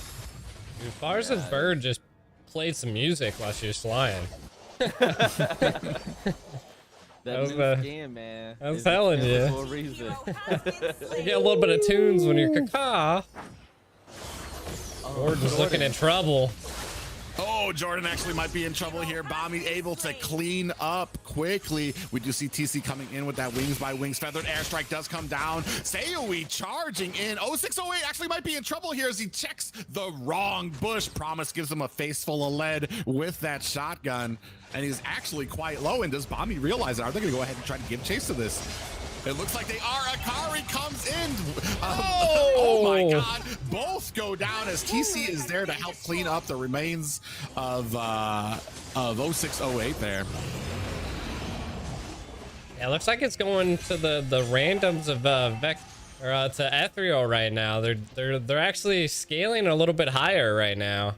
Yeah. Not just that, but they're keeping the aggression. Not especially at the beginning, Esmeralda was doing her best to kind of keep away from Dyroth to go ahead and help and assist in mid wherever else that she was needed, and then that helped their team to be able to come. Oh my God, so much damage just got put down on the Reaper as TC puts down another feathered airstrike. Them TC and Promise are going to go ahead and disengage. The 608, 0608 is going to go ahead and snatch up this purple buff. But that's what you would want to have seen from the last game. How she actually disengaged and went. Bombi got in trouble there. We do see a circling eagle does attach onto TC, but not enough to take him down. Sayoe is the next one to go down. Clay Moments giving chase to Yui. Is it going to be enough? He's going to go ahead and get this little boost to get out of the way. Promise going to go ahead and pick up this minion as Akari, and then going to go ahead and disengage, provide a little bit of vision and support for this Lord. Oh man, this is way more competitive than I thought it would have been, and I love that. I love that this team it's just balls to the walls, and Jordan might go down. Damage does go down, but we do see a Link come in. A circling eagle latches on the promise. A lot of damage. Clay moments, but all of a sudden, Akari is there to help clean up. Unfortunately, Yui actually might be in a little bit of trouble. Sayoi is there putting on the damage, trying to slow them down, but it's not enough as Clay, Twinkle Toes Moments, is able to strafe out of the way. This is getting into the kill ranges of the 30-minute game that we had in 10 minutes. Right? So 14, 19 already. this is absolutely crazy. And the gold difference isn't a lot. Like, it's Within 1K of each other, and it's been going back and forth between both teams within these last few minutes. One team will be in the lead, and then it will go to the other. And you can see that Natalie is building very well right now. Just got one of her last final items. She only has one more to go. And it's like people are building out core amazing kit. Like, this is the real game, guys. Don't let the expedition fool you. They are going all in on this and are building appropriately. Honestly, for it. yeah, that Natalia, I feel like it's gonna be, once people start seeing this, when people start realizing, I feel like Natalia is gonna start being up there with Franco as far as like an either pick or ban raid. Because if you're good with her, you're gonna be able to kind of isolate the enemy team. And we do see a little bit of a flank coming in here as oh God, Reaper, don't do they almost came out. They're looking for it. Jordan is able to take down Moments down at the bottom, and unfortunately not too much gained or value coming from that Lord. Yeah, just enough to get that top tower. But they're all engaging on Yui right now, but he was able to get out, of course. But not Jordan. Not Jordan. Getting caught up by Natalia. Like I said, she's so tanky right now. I was just saying earlier, I think once people realize the strength and utility of Natalia, it's going to be crazy of what she could bring to the lead. Yeah, Akari is hiding up in this bush. Yui actually not the kind of target that you would like to be hitting up with an assassin. A lot of damage coming down and is able to take down Jordan. Bami does go down as well. We do have TC and Akari sitting in here laying in wait. The feathered airstrike does come down, take some damage down from Sayoi as Yui's going to go ahead and face check that bush, kind of let them know that he is there and ready to provide some support. A little bit of a hesitation here. 0608 might be in trouble here, does get caught, and is it enough? He does take him down, but Yui is there as well to take down Akari. Man, 0608 is having some trouble, but what I do like about this game, especially with this Dairoth, is it is showing the weaknesses of Dairoth, especially even against an Esmeralda. What you can do if you are faced against a Dairoth, what you have to do is kind of get your team to kind of surround you. Don't get caught by his abilities. And where does Dairoth not shine? In team fights. He has a real problem controlling 2v1s, 1v2s or something like that. So it is really interesting to see this stuff. TC takes a bunch of damage. As I say that, Jordan, as a FU to me, goes ahead and puts the boots on the TC. It's a front quit petrify onto Farza. Yeah. That petrified combo is very dangerous. We've been seeing him do that these past two games where he petrified Oak. Like, that combo is just ugly to see because it does so much damage. You can't do nothing but take it. Yeah, I knew he was going to go in here, lock on the Clay Moments. We do see Promise with a lot of damage, but man, Reaper with that damage. He does get taken down. Unfortunately, Promise is there to help him to disengage. Jordan goes down to Akari, and Clay Moments might be in a little bit of trouble here. 06 comes in with a Tempest of Blades. Is he going to be able to take him down? He does put some damage on, but it is not enough. It is! I spoke too soon, but down goes 0608. To the halls of Valhalla with the rest of the warriors. Woo! Oh my God, Akari catches Sayoi trying to teleport. Yui's gonna come in for the save, but Bami is on the chase. He smells blood. He's diving in. Sayoi might not be able to get away. He's throwing some damage down. Is it gonna be enough to get away? Oh, sneak attack, top lane. Wow. I didn't even see it happen. I didn't see her up there. I didn't know that was her up there. I thought someone forfeited. Wow. GG's. I think that was GG's. I think that was Ethereal Beatrix. crew. Yeah, that was the Promise. Yeah. Ethereal boys, whatever we call it. Oh Man. All right, well, GG's. That was the last match of the night.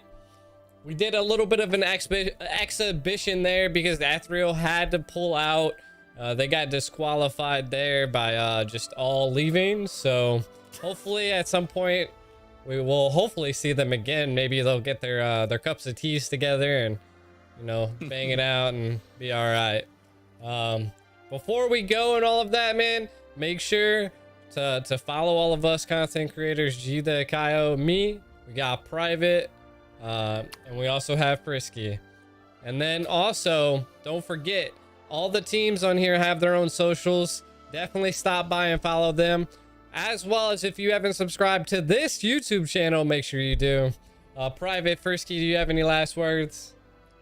I just Man, just go ahead. Go ahead, Frisky. yeah, I was just gonna say there was a great game, especially by the first two teams. Nevertheless, what happened this last game, but it was just amazing to see some good games of all various lengths and times and things of that nature. And I just want to thank all of you guys taking some moments out of your Father's Day, out of your Sunday, whatever it may be it night, morning, daytime. You were able to sit here with us for these past few hours and watch some amazing games that the NA can provide. And I just want to thank you guys personally from me.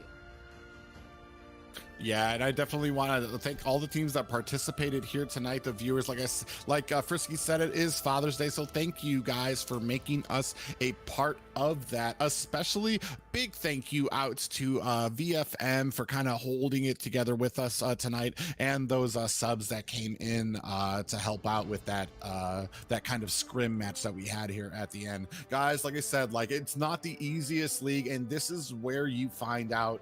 This is where the holes get pointed out to you, and this is where you're going to find out how hard it can be and the effort that you're going to need to put in. And it's those people that can pick themselves back up that are going to be making the impact in here. I mean, it wasn't too long ago where Deuce Knights were considered pretty much a pushover, and suddenly were able to rally it together and like steal a spot into our playoffs last season. So it does take effort, and it does take a little bit of time, but you'll find it if you do have that fortitude to continue picking yourself back up and exercising and working on those weaknesses that you might have. But man, it's Sunday night, guys. Thank you so much for joining us. Alrighty, well, we'll see you guys next weekend, where some more crazy games are going to be going on. Until then, I'll see you guys later. GG's.